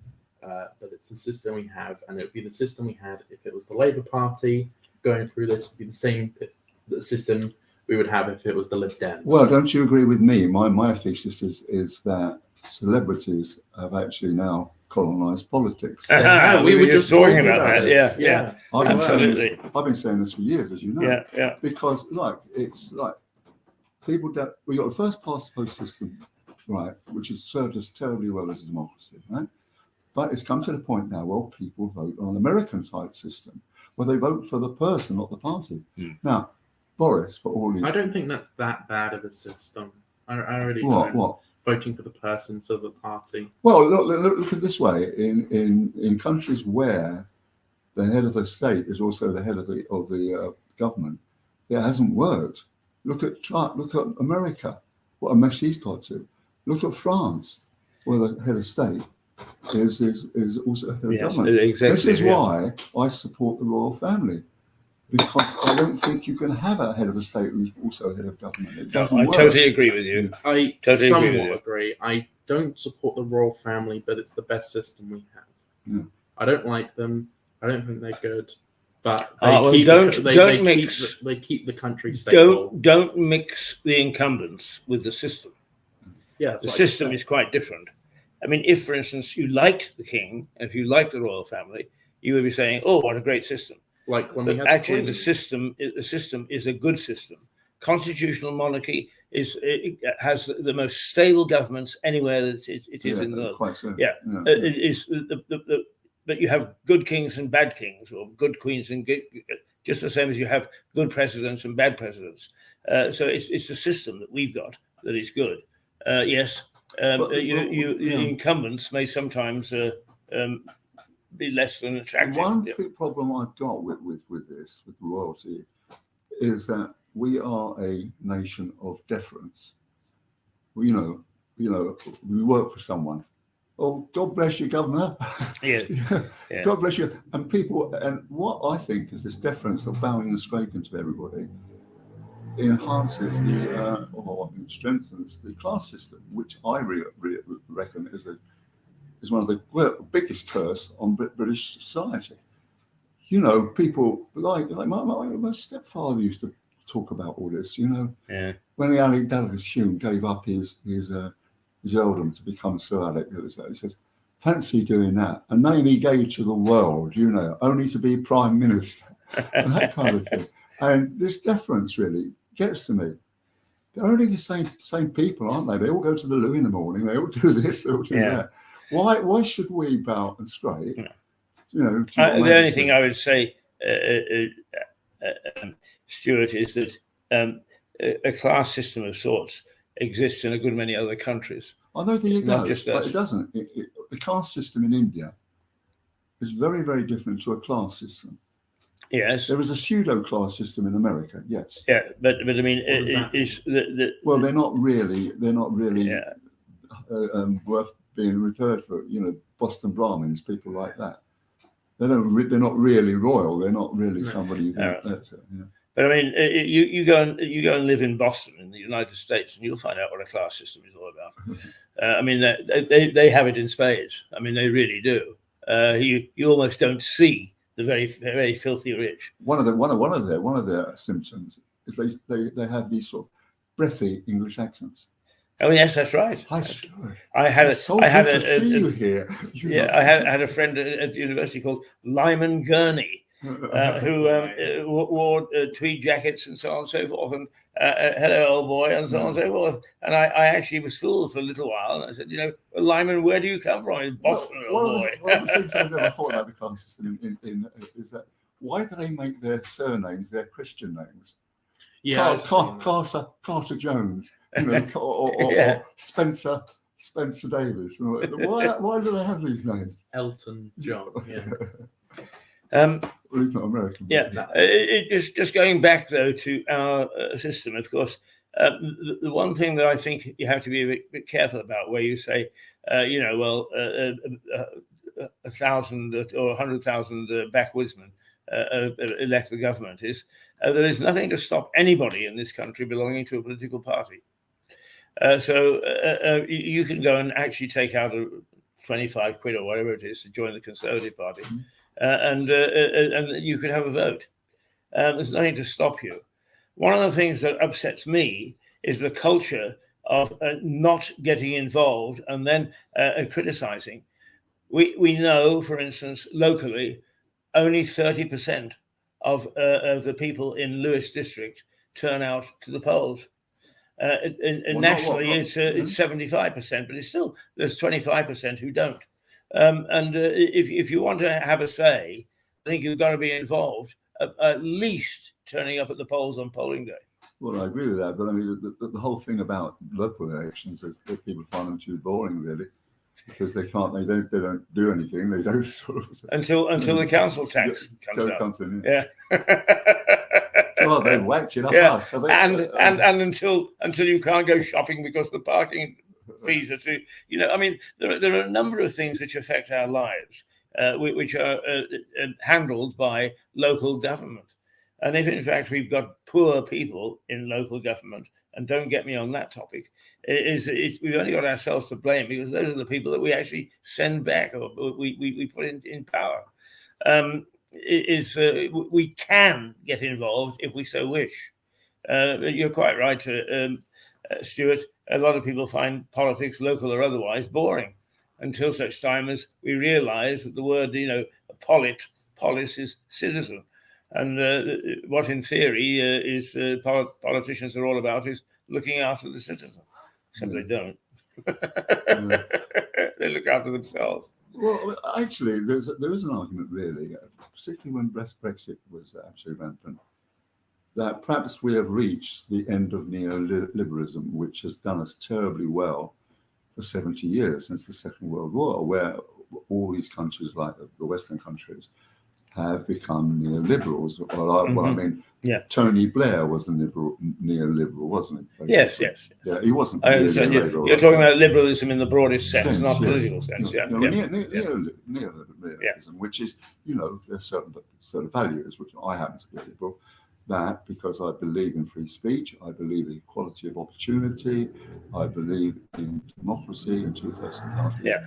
And I believe, you know, that people should be free to think what they like and talk about it. Absolutely. Couldn't agree more. In fact, strangely enough, is a Monday morning, and Max and I have been talking about some of these things, and you've come in and reaffirmed what we were talking about and what we support. It is interesting that one of the things that you can pick up any newspaper now, and we see little bits and pieces about the erosion of this sort of liberal view that you have, and which I have, and which he has, despite what we actually say. No, he doesn't. No, he doesn't. No. He doesn't. Look, he wants to meet Nigel Farage. Yes, That makes I him. do. That makes him not just Max, but Mad Max. I like Nigel Farage. Well, actually, He is a saloon bar bore. I've met him. He's as boring as flipping hell. well, I've met him, and I rather enjoyed talking to him. Actually, Oh, you would. yes, I would. Long as he pays you, buys you a drink in the saloon bar, you're going to talk to him. It wasn't a saloon bar. Actually, Where did you both meet him then? Who? Where did you both meet Nigel Farage? Nigel Farage. Yeah. Well, his mate was called Jim Mellon, who's a billionaire, and he was a very great Brexiteer. And Jim Mellon happened to own my company, okay, which he was quite a good owner. Yeah, it's up there. And one of his mates was Farage. So that's how you met him. Mm. How did you meet him? I met him in two instances. I knew an economist trader called Roger Nightingale, who was a guru in the city of London. And Roger used to have private little lunches, and he would try to get together a group of people from different viewpoints. And in the early days, Farage's group were sort of make Britain great again and to hell with the other parties. And actually, some of those lunches were very interesting because they would get, for instance, the head of Deutsche Bank here and somebody from the Bank of England. They were really very interesting. So I was at a couple of those lunches, and Nigel Farage was at one of them at least. The other time is I met him at the East India Club, and he just happened to be there. Because we'd had a passing acquaintance, I was able to say hello and have a good word. I've been thinking recently when I met you. Can you name me one benefit from we've got from Brexit? Yes, I can name you many. What? I can name you many benefits Go on from then. Brexit. Go on then. The first one, obviously, the best one. Yeah. We're not under the EU's control. We control our own laws. We We control never- our own borders. We never were out can there. We were control never our own at the seas. EU's laws. Yes, we were. There was a consensus. We didn't do what they said So And what was also- the point of being in there anyway then, if we didn't do what they said? because it's a huge bloody trading area of 300 million people. It's all very well getting your lamb from bloody New Zealand, right? But that's not what a market is, it? I mean, it's not really a market. No, Essentially, the yeah. EU was set up as a trading thing because the Yes, Germans that's used to right. have industrial stuff, and in which and case the it was French sensible used to have belong. all the dairy. Yeah. So it was a successful trading organisation. Of course, now when they go to 27 members, it gets a bit difficult to manage. But the fact of the matter is that yes, I agree with certain elements that could be solved in the EU. But in fact, the matter it's worked very well.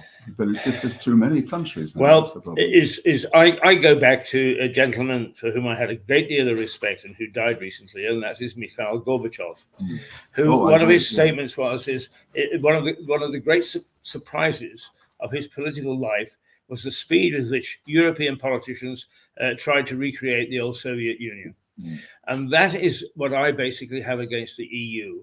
We have every pattern, United States, Canada, Australia, other federations, where the center is very light on control and the real power lies with the constituent parts.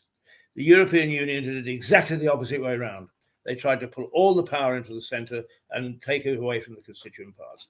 And that, I think, that's devastating. Yeah. No, I must say to you when we talk about that, because I used to talk to some diplomats about this, you see, and the thing is that the Union was formed after the war, the Civil War in America, wasn't it, 1845? 1776. Was it? Yeah. Are you sure? Yeah. Right, all right. No, I'll take your word for it. Anyway, the thing about here is that it is too diverse. The European, let's leave out the 27, but the actual thing, it's too diverse in its economics, in its politics, and so on. Where in America, the various states have too much more in common. Yeah, The same language, the same. They became a union because they had a lot in common in almost every way. Yes, but what's happened with America is every state has its own laws, which I like. I like that idea of states. I think it's very good. If you don't like your state, go to another one. As a very annoying siren. But that's distracted me. I've forgotten what I was going to say now. Well, you said that each state has its laws. So yeah, well, you say, okay, there we go. Europe is very diverse and different from each other, and we can't all get along very well. We're civil, but we don't get along, we don't agree. That's happening with America now. They can't all agree because of how big they are. Like, someone in New York doesn't have anywhere near the same opinions as someone from, I don't know, Colorado or Arizona. It's these random places. It's so huge that everyone has a completely different way of life where you live. Yes, you share a language, but you share a presidency, but you have federal laws. Yes, you do have federal laws, but you have... All right, some countries have the electric chair, some countries don't. But the fact of the matter is that you could actually make a union. Now, the reason the EU is not the union is because of the diversity, particularly language. It might sound simple, but language is a problem. Yeah, really, and truthfully. Actually, American Express Bank, which is associated with American Express credit card, but they used to do the same thing. They would have interesting little lunches and bring some of their experts in. And one of the experts made this point, that for a federation to be successful, it needs two things. One, it needs a common currency. Okay, the euro, they were working towards the common currency. They should also have a common language. And that is one of the big problems. No European country wants to give up its own language, and particularly the French, who are really one of the big powerhouses of the European Union. So that was a problem which is difficult, I think. And also, there's all kinds of border restrictions. Like Roy Jenkins back in the day, he decided to go. I think there were about 8 countries then, and he actually went abroad with I think it was 100 quid. And by the time he had gone through the whole 8 countries, he had about 1 quid left, because each one of them, like now, like you heard Mark Chadwick when he was here. I don't think he worked, unfortunately. No, but the thing, like, he's now got to pay a fantastic amount of money to get on a ferry to take all his gear. And then there's more little bits of paperwork to do. And he said, you're destroying our business because you've got to do all these sort of paperwork and all that kind of thing. If you even want to go to Dieppe, it can take you about 3 days. And then you might be a would-be migrant, and you don't like them, do you? Right, let's take a breather from our viewers who probably are getting tired of listening to our voices at the moment. One of the things that we do for little travelogues is to use model trains, real trains, and some pretty pictures of various countries. And here's one: let's go to Russia for a little while, since we can't do it in the main, and see what it's like through the eyes of model railways.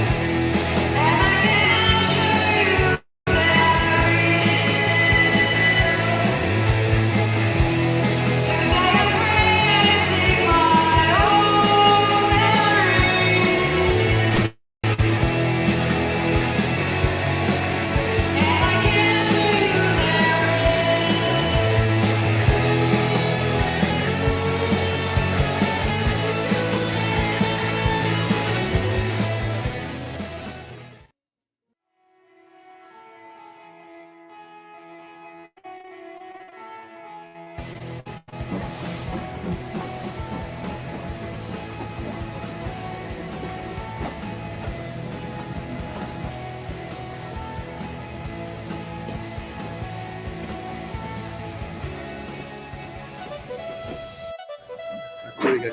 Maxan.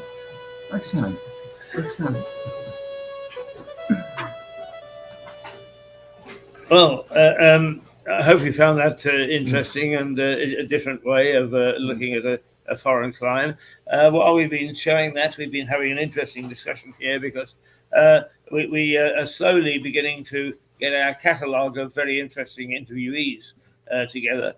Stuart has got 3 now, I think, coming up over the next 3 weeks of interesting souls from various parts of the world.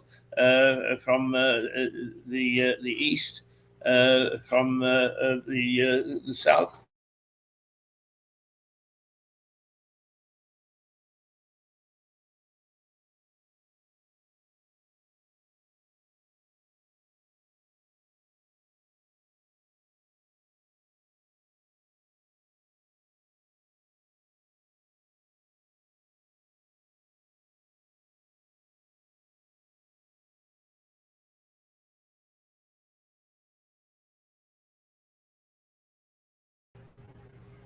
There we are. We don't know why that happens.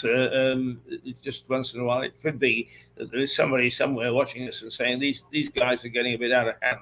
We better cut them off. Yeah, It is 10:24, by the way, on the 3rd day of October 2022. So the quality has really dropped. I think what happened was the Wi-Fi cut out for a second, and now it's just sort of reloading, rebooting. Right. Okay. So you we've got can poor hear quality. it. They can hear us, but the Good. Well, picture I've quality- got Chris Mills as an architect.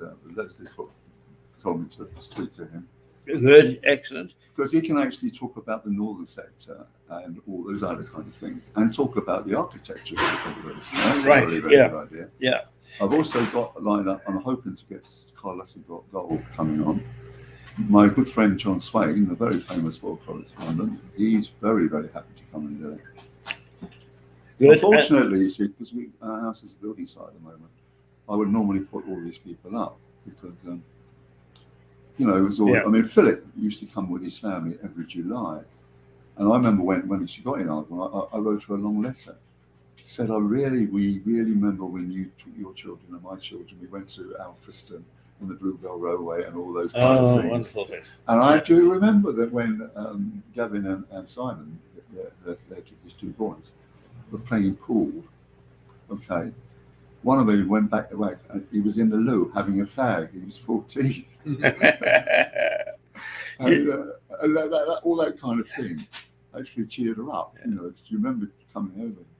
You mentioned the Bluebell Railway. Yeah. In the 1830s, some odd, the Bluebell carried some very famous people to Sheffield Park. Really? Oh yes, I remember you telling me about this. Yes. Yeah. It was the Australian Park is the Australian cricket team, Australian touring cricket team, who went to play the Duke of whatever, who owned Sheffield Park. I've forgotten who he is now. Duke of North of the Sandburg near Stanmore, wasn't it? Duke of It just shows how ignorance is. Duke of Norfolk. Duke of Norfolk, is it? Yeah. And they were playing his team, and he put them on the Bluebell Railway because he really owned it. And the reason that there are the stations on the Bluebell all seem to be out in the country is because they really were for his estate, not for commercial purposes to begin with. I think that the Pelhams were descendants of the Norfolks, weren't they? What's the Duke of Norfolk doing only in Stanford Park, for Christ's sake? You see, here we go into in a whole, all these people. We have to bow and scrape to him. You're a real governor, Norfolk Duke. Yeah, you're a real Duke, aren't you? Are you a real Duke? You're not a royal Duke, are you? Well, no, certainly not. Yeah. But actually, my wife used to have little chats with Lord Gage, and she found him a very pleasant and Oh. charming man without any side on at Mickey all. Gage was a right character. Yeah. He was an absolute right character. Up to various he owns Furl. He Furl, doesn't he? Yes, Yeah. so And what's the one that owns Blind? It's Northampton or something. isn't it? Hampden. London, Hampden. is it? Yeah. I don't think he's an Earl, brother, is he? Early Mickey Gage. But actually, the chap that owns Blind is also a very a decent chap as well. Interesting. Hampden. Now, unfortunately, a very popular pub is a house, but the Trevor Arms. Which I'm sure that you've bellied up to the bar many times. The Trevor Arms is a pub, and it's just on the outskirts of the village of Blind. And the reason it's on the outskirts is that in the 18-somethings, his lordship was walking through the village and past where the original pub was, and heard his farm labourers threatening to strike because they wanted a farthing a week extra. And he said, "I'm not having anybody stir up feeling against me in drinking in my village."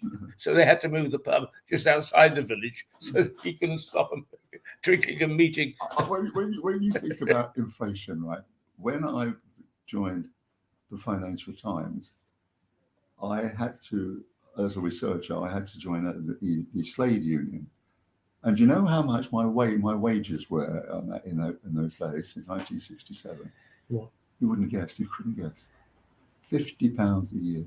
£50 a year? Yeah. What was that equivalent to today? You tell me. I have no idea. I mean, you tell me, you were alive at the time. What year was that? Well, my brother, it's easier. My brother Roy, What year? who was a printer, 1967. Right. No, he got wages, right, of £2, 10 shillings and 9p. Now, if you multiply that by 12, you'll find it's about £50. It's unbelievable, isn't it? Really? Yes. Yeah. But then again, it's interesting if you watch some of these period dramas on television, because they'll talk about she's going to marry a very wealthy man who has got this big estate, but he's worth £500. Well, a lot of these bankrupt estate owners, they just some of them are most more resourceful. They make them into conference centres, don't they? And that kind of thing. But Glyndebourne is. I've always wondered, there must be so many manor houses in this country, and yet Glyndebourne has made a fantastic success of an opera house. I mean, it's just wonderful, isn't it? It's just amazing. But it's been going quite some time, hasn't it? Yeah, well, it has developed. Yeah, third generation now is Gus, isn't it? Gus. I can't what their name is. They got Gus something, right? Isn't it? I'm not quite sure. So I found what you were talking about. The equivalent today would be about £800. What? You were saying £50 a year would be about 800 a year. Wow, no, that's not very much today, it is really it? isn't. No. Yeah. Must be more than that. And that's £70 a month, isn't it? Yeah. I mean, I can't imagine anybody being on £70 a month. But how do they get that figure? Depends on the rate of inflation, doesn't it? Oh. They say inflation has risen since 1967 by 1,610%. Yeah. So 106,000 pen gets you 800 quid? Sounds a bit odd. Doesn't it? This is what this is telling me. Well, it's called inflation tool. Well, we won't do the right. Well, we had actually hoped to have Suzanne Mouchot on this morning. I think that perhaps she may have perhaps be later in the week, because she has been in Italy, and we're all anxious to find out what her Italian ventures are. But also, we like to find out what the average American, the average citizen, as opposed to the politicians, are thinking about what's happening in this country. and it always puts it into context for us. So we'll certainly find out where Suzanne is and get her back later in the week, or most certainly for next Monday. Right, okay, young Max, where are we going from here? We can 10:53, so we've got about half an hour left. yes. We go to a short clip, catch our breath, and then Yes, start a okay. new subject. Well, I always love catching breath. In fact, what we do is we go to our equivalent of the potter's wheel and go down to we go down to the Southover Grange Park, and so why don't we go down there for a minute or two, and in the meantime we'll catch our breath. You can catch your breath, and we'll be back with you very shortly.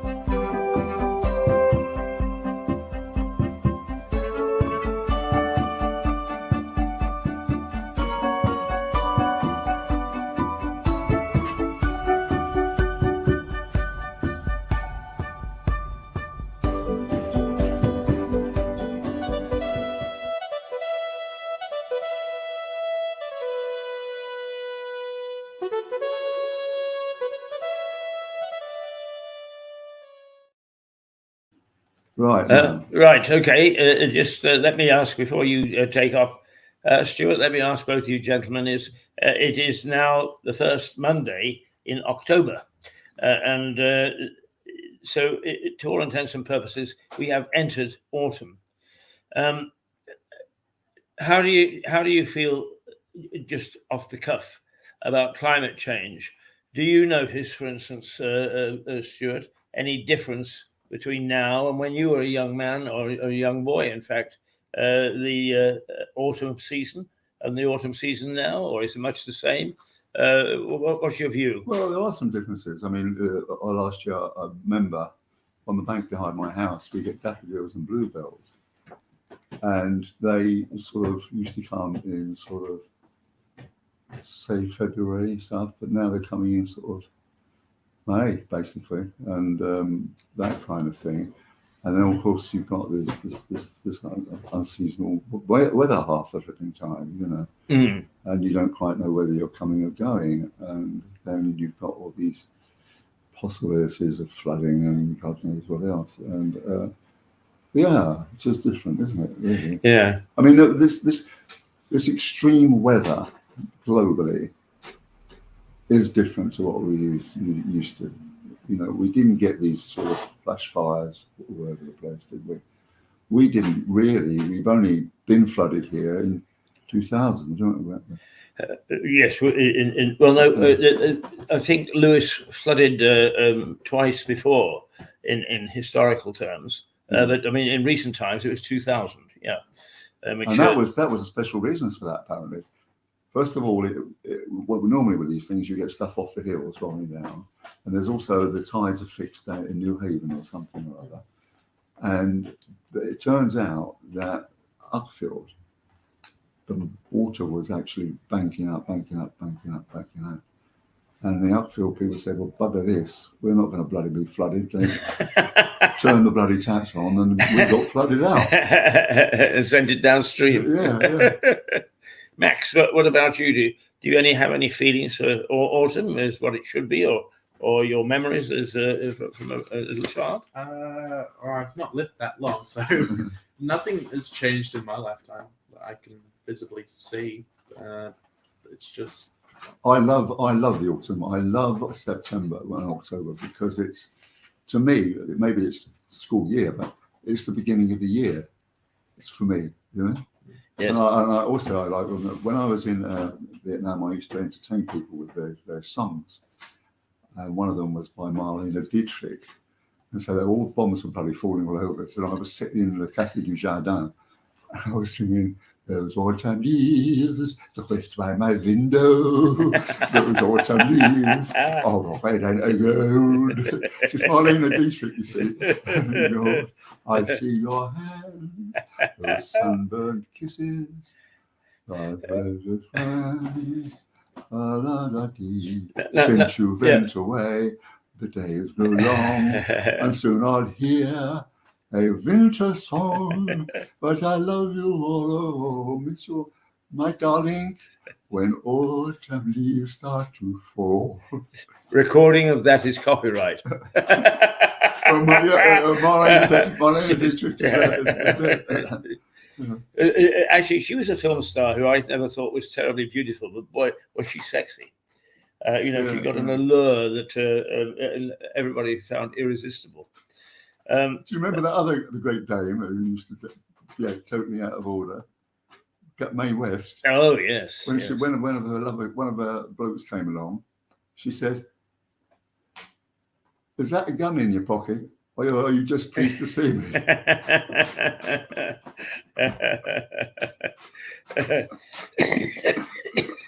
we won't talk about civil unrest. Both Mae West and Marlene Dietrich were prone to Sunset Boulevard, weren't they? Sort of seeing best days driving around in Rolls Royce. Oh dear. Don't forget your newspaper. No, I won't. No. Right. Okay. Well, thank you both. It's 10:39. If we go to scenes in Sussex, that's longer, so we got enough time for me and Stuart to swap places off camera. Scene in Sussex coming up if I can find it. No, I think Philip will be very good. Yeah. Oh yes. No, it's right there. Yeah. It's right there. Oh, there. Is that it? Mm-hmm. All right. But look, a lot of people like being behind the camera. Another one I'm going to try and get in is Chris Rowland, who is involved with Ovesco. Yes. Oh, yes. We've talked about him. Yeah. All right, Yeah. Here we go. Let's go to scenes in Sussex.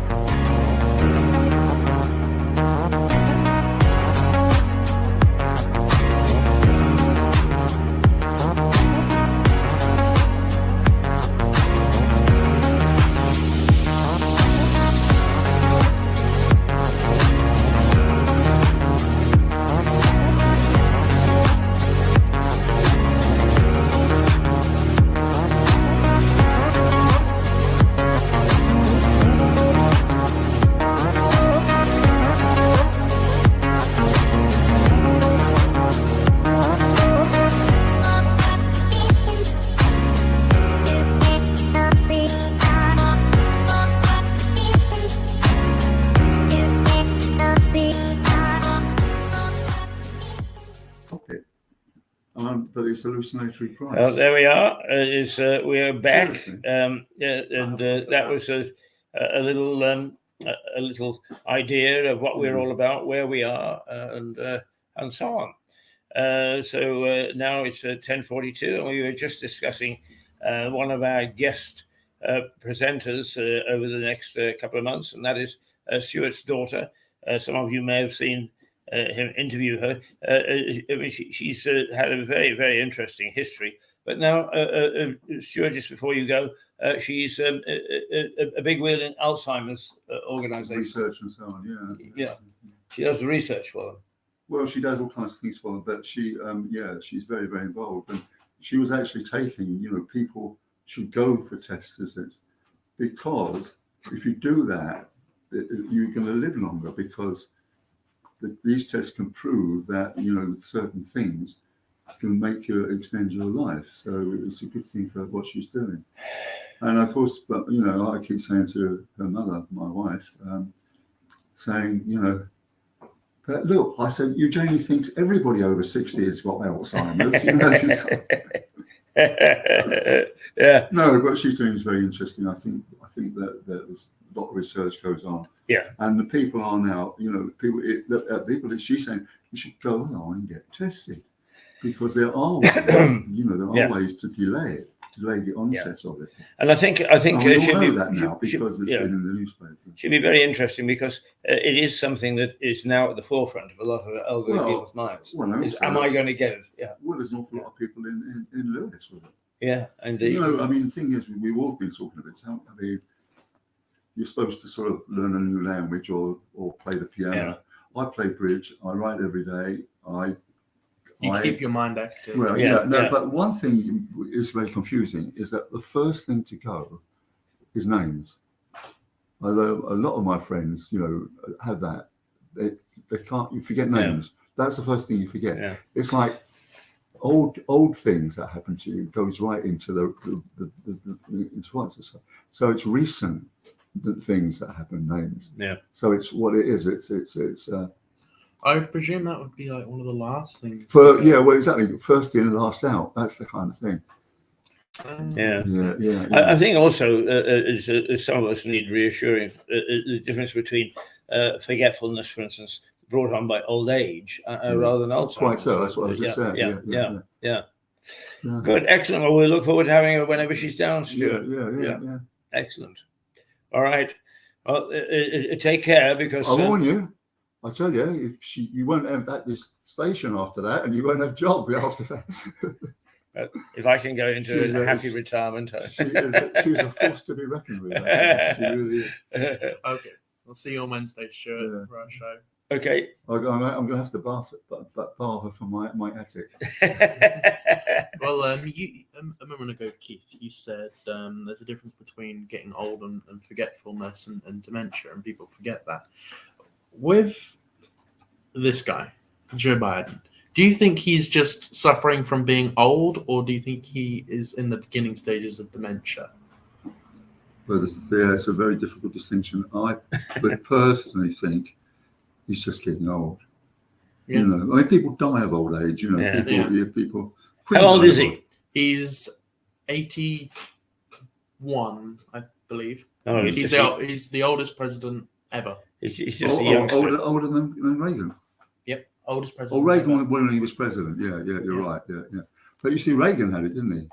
Yeah, he did. He admitted it. Yeah, last few years. Yeah. Do you think he's in the beginning stages, or just old? Well, actually, when he made a speech about 10 days or so ago, was it about Ukraine? I think, and the nuclear threat. And I thought that he sounded very, very firm and knowing exactly, what his policy was. Up until then, I rather thought that he was wishy-washy. It still is for me.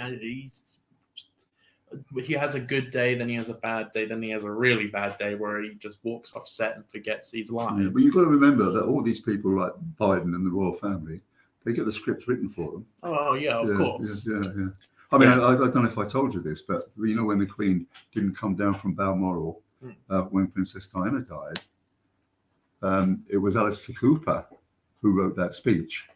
when she said, as your grandmother, she said, put in the fact, there's your queen, and as a queen and a grandmother. And Alistair Cooper wrote the rest of the speech. You've got people to write these bloody things. Oh, course yeah, I do. yeah. Yeah. Just figured Well, it's- actually, a speechwriter can fetch quite a decent fee, can't he? Yeah. Yeah. I unfortunately I don't pay fees for mine. I deliver my own. we can tell. Right. Good morning. Morning. How are you? I'm very well. Are you? Not too bad, thank you. What are you doing here? I'm looking to buy. I want to get a cup of coffee. Oh, right. Right, yeah. Are you from Lewis? No. No. Where are you from? Well, you're not a policeman, are you? Asking me No, we're actually got a little television station here. We like to know who's coming in and who's coming to Lewis. Right. Well, Yeah. we come all the way from. Would you like to be on Somerset in TV? South Croydon. No, it's okay. We're going to get coffee. Where are you from? South Croydon. Oh, right. Okay. Come down here quite a lot. We wouldn't mind moving down here one day. All right. Well, it's a Yeah, nice but- town. Can you Yeah, afford it? lovely. Unfortunately, the property's gone through the flipping Yeah, roof. I know. Yeah. Well, it's partly the pandemic because the schools are very good here, you see. Yeah. So people are move selling out. up in London and coming down here. Yeah. And because they know, he said, well, it's very close to London, but of course Southern Rail put the knockers on that. You'll find Jane at reception, and she'll look after you for coffee. You see, they do need a bit of. Very nice. Very nice, Jane. Oh, yes, she's lovely. She is. Sorry, right. I interrupted you. No, that's all right. We were just talking about Biden. Oh, yes, Where was Joe it? Biden. Yeah. Yeah. I've never been a fan of Biden's. The trouble is that, of course, the opposition was Trump, and as a consequence, it was between the devil and the deep blue sea. Well, Joe Biden now has lower approval ratings than Trump did. He's now currently the most unpopular president.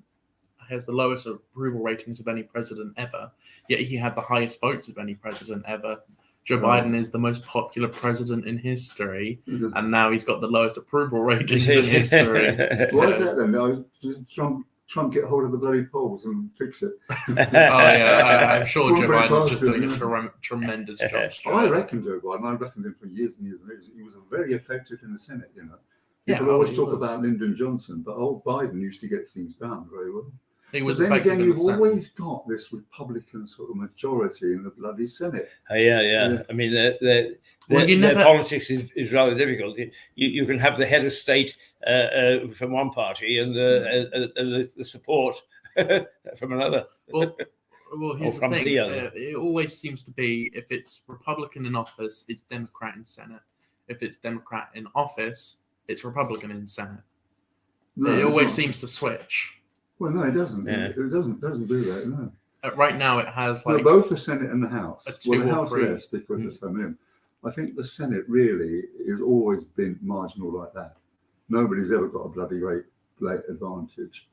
But the thing about it is that you know the demographics change. So is it one senator per state? 2?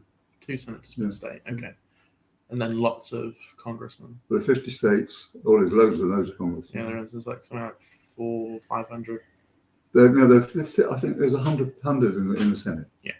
And so it's always sort of 51 to not 49, and then the person who sits there is the head of the House, right? Nancy Pelosi. Nancy Pelosi. She got the Matt Mallet. Yeah. She banks people over the head. She actually, if there's a dead heat, she has to cast some votes. Yeah. The judge, the head of the Senate of the House. All right. of Yeah, Representatives. Pelosi. Yeah. Yeah. I'm on her mailing list. I get all sorts of things from her. Really? Yes. I was actually wondering about this. She doesn't seem to have had any exposure in these past 4 years, does she? No. You never hear about her. She won't tell, you know, And yet, she- apparently, she's quite a tough cookie. yeah. Mm. Well, also, look. I remember thinking the famous phrase of Harry Truman. He said, "Being a vice president is not worth a picture of spit." You know, he says it's not a job. You know, it's like being deputy prime minister Yeah. here, isn't it? You don't stand in for him when he's not there. because that is done by the head of the Senate. What you find now? Well, an interesting thing about Nancy Pelosi is online. There's a website called Nancy Pelosi Portfolio Tracker, Yeah. and it's made a lot of people very successful. So what it is you follow the trades of Nancy Pelosi's husband in the stocks. Yeah. So if you do the trades he does, you make a lot of money. Because it must be a coincidence. Yeah. Obviously, a coincidence. No insider trading. Oh, But it's not coincidentally, of course not. coincidentally, he invests in a company. Then the Senate happens to pass a law that gets his money boosted a lot. I mean, that's It's the way of the world. remarkable coincidence. Now, what about the abortion thing? My daughter, who lives in California, she was saying that that the whole bloody country is up in arms about this. But the whole country's not, is it? Some No, are, some aren't. 50%. Yeah, It yeah. depends where you live, Like doesn't it? California, your daughter's in California? Yeah. That doesn't affect her whatsoever. Right. Oh, it's been Because she's in that- California. She's in a democratic place where abortion is legal. Well, no, California is a liberal state, but in the broadest sense of the word, yeah, and that was down to Schwarzenegger, wasn't it? He That's brought it. Schwarzenegger, the actor. Oh, Arnold. Yeah. He Okay, became yeah. governor, and he did all kinds of amazing green things, climate change things. He really did. He drives around in his 8-liter V8 Hummer. Well, load of Germans are over there. Think about Kissinger. Mm. Do you remember that famous thing about? He had a Dr. Strangelove accent, didn't he? Yes, that's Very, right. very, very Absolutely. well. I enjoy Schwarzenegger movies, actually. I quite enjoy him. But what Kindergarten Cop. is probably Yeah, one, that's isn't right. it? That's a Absolutely. very Yeah, good one. that's one that I really quite enjoy. But was he also in True Lies? I haven't seen the movie. So I Uh, don't know. Well, that was rather a funny one. Yes, he was. Mrs. Curtis, what's her first name? The film star Curtis. Tony? That's her father. Oh, yeah, I know who you mean. Yeah. No, she's not named Curtis, is she? She's called. Oh, she was on Movies Here, wasn't she? Yeah. But anyway, True Lies is about a man who impersonates a spy because that's how he picks up women, and he impersonates him is to Jamie Lee Curtis. That's it. Jamie Lee. Yeah, That's it. yeah. And he comes onto her and so on and so forth, and it turns out that Schwarzenegger is her husband and is a spy. So it creates rather a comic Well, situation. they've all got those names that remember. You won't remember him, but Jerry Lee Lewis. Oh yeah, Jerry I've Lee heard of Lewis. him. Yeah. He brought. He was a very famous rock star, and he brought his 13-year-old bride over here. Oh really? Oh. Yeah. Yeah. Don't you remember that? It was an That's incredible scandal. How old was he at the time? That's, I don't know, whatever he was, an adult anyway. But Yeah. he came. Very He was a creepy. He was a southern redneck. He did that, Oh no, Jerry Lee. Well, they've all got those funny names, haven't they? Yeah. Jerry Lee Lewis. Uh, And they're allowed to. Like Billy that. Bob. Yeah. Yeah. Who was that? Apart, not the. Who was the great Antarctic explorer? What's that name?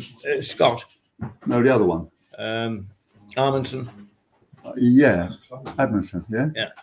He married a girl of 12. Oh, really? Yeah. Yes.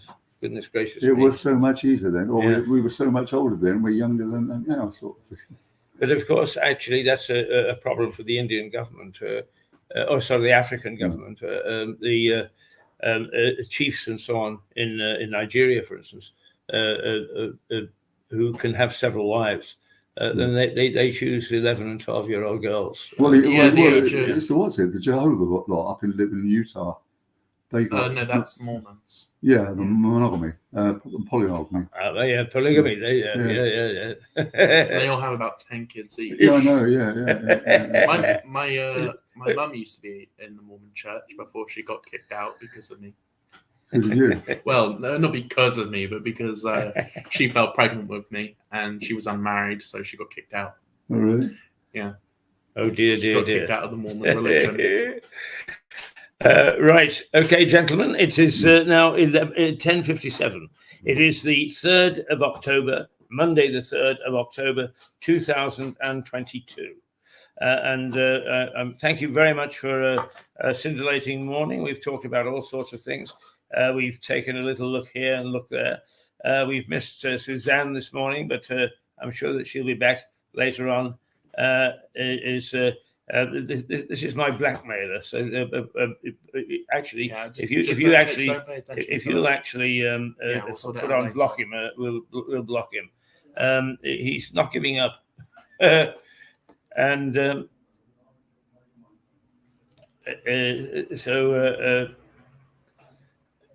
Yes, well, that threw me off stride for just 2 seconds.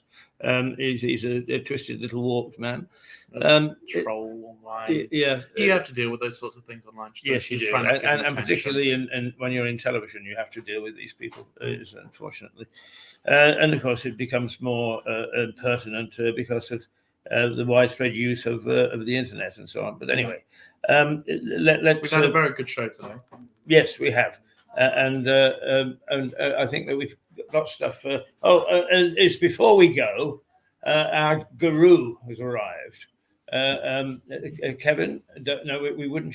Nobody ever shuts up when you're present. Is for those people in Lewes who do not know, but he really is, and I'm quite serious. Is a guru. Is Kevin Kramer, who has been a pioneer of broadcasting here. But actually, to make it work, if you want to know, you have to go to Kevin because he understands this business technically and from a program point of view extremely well. And he is very, very helpful to us. And he pops in from time to time. And here he is. He's just popped in. So good morning, Kevin. Good morning to you. You want to come and say a few words? I'm just croaking. He's croaking this morning, is like the rest of us. Anyway, here we are. It's now 10:59 and time for us to say toodle pip. So do you want a toodle pip? Toodle pip. Toodle pip. Thank you very much. And away we go. All right. Here we go.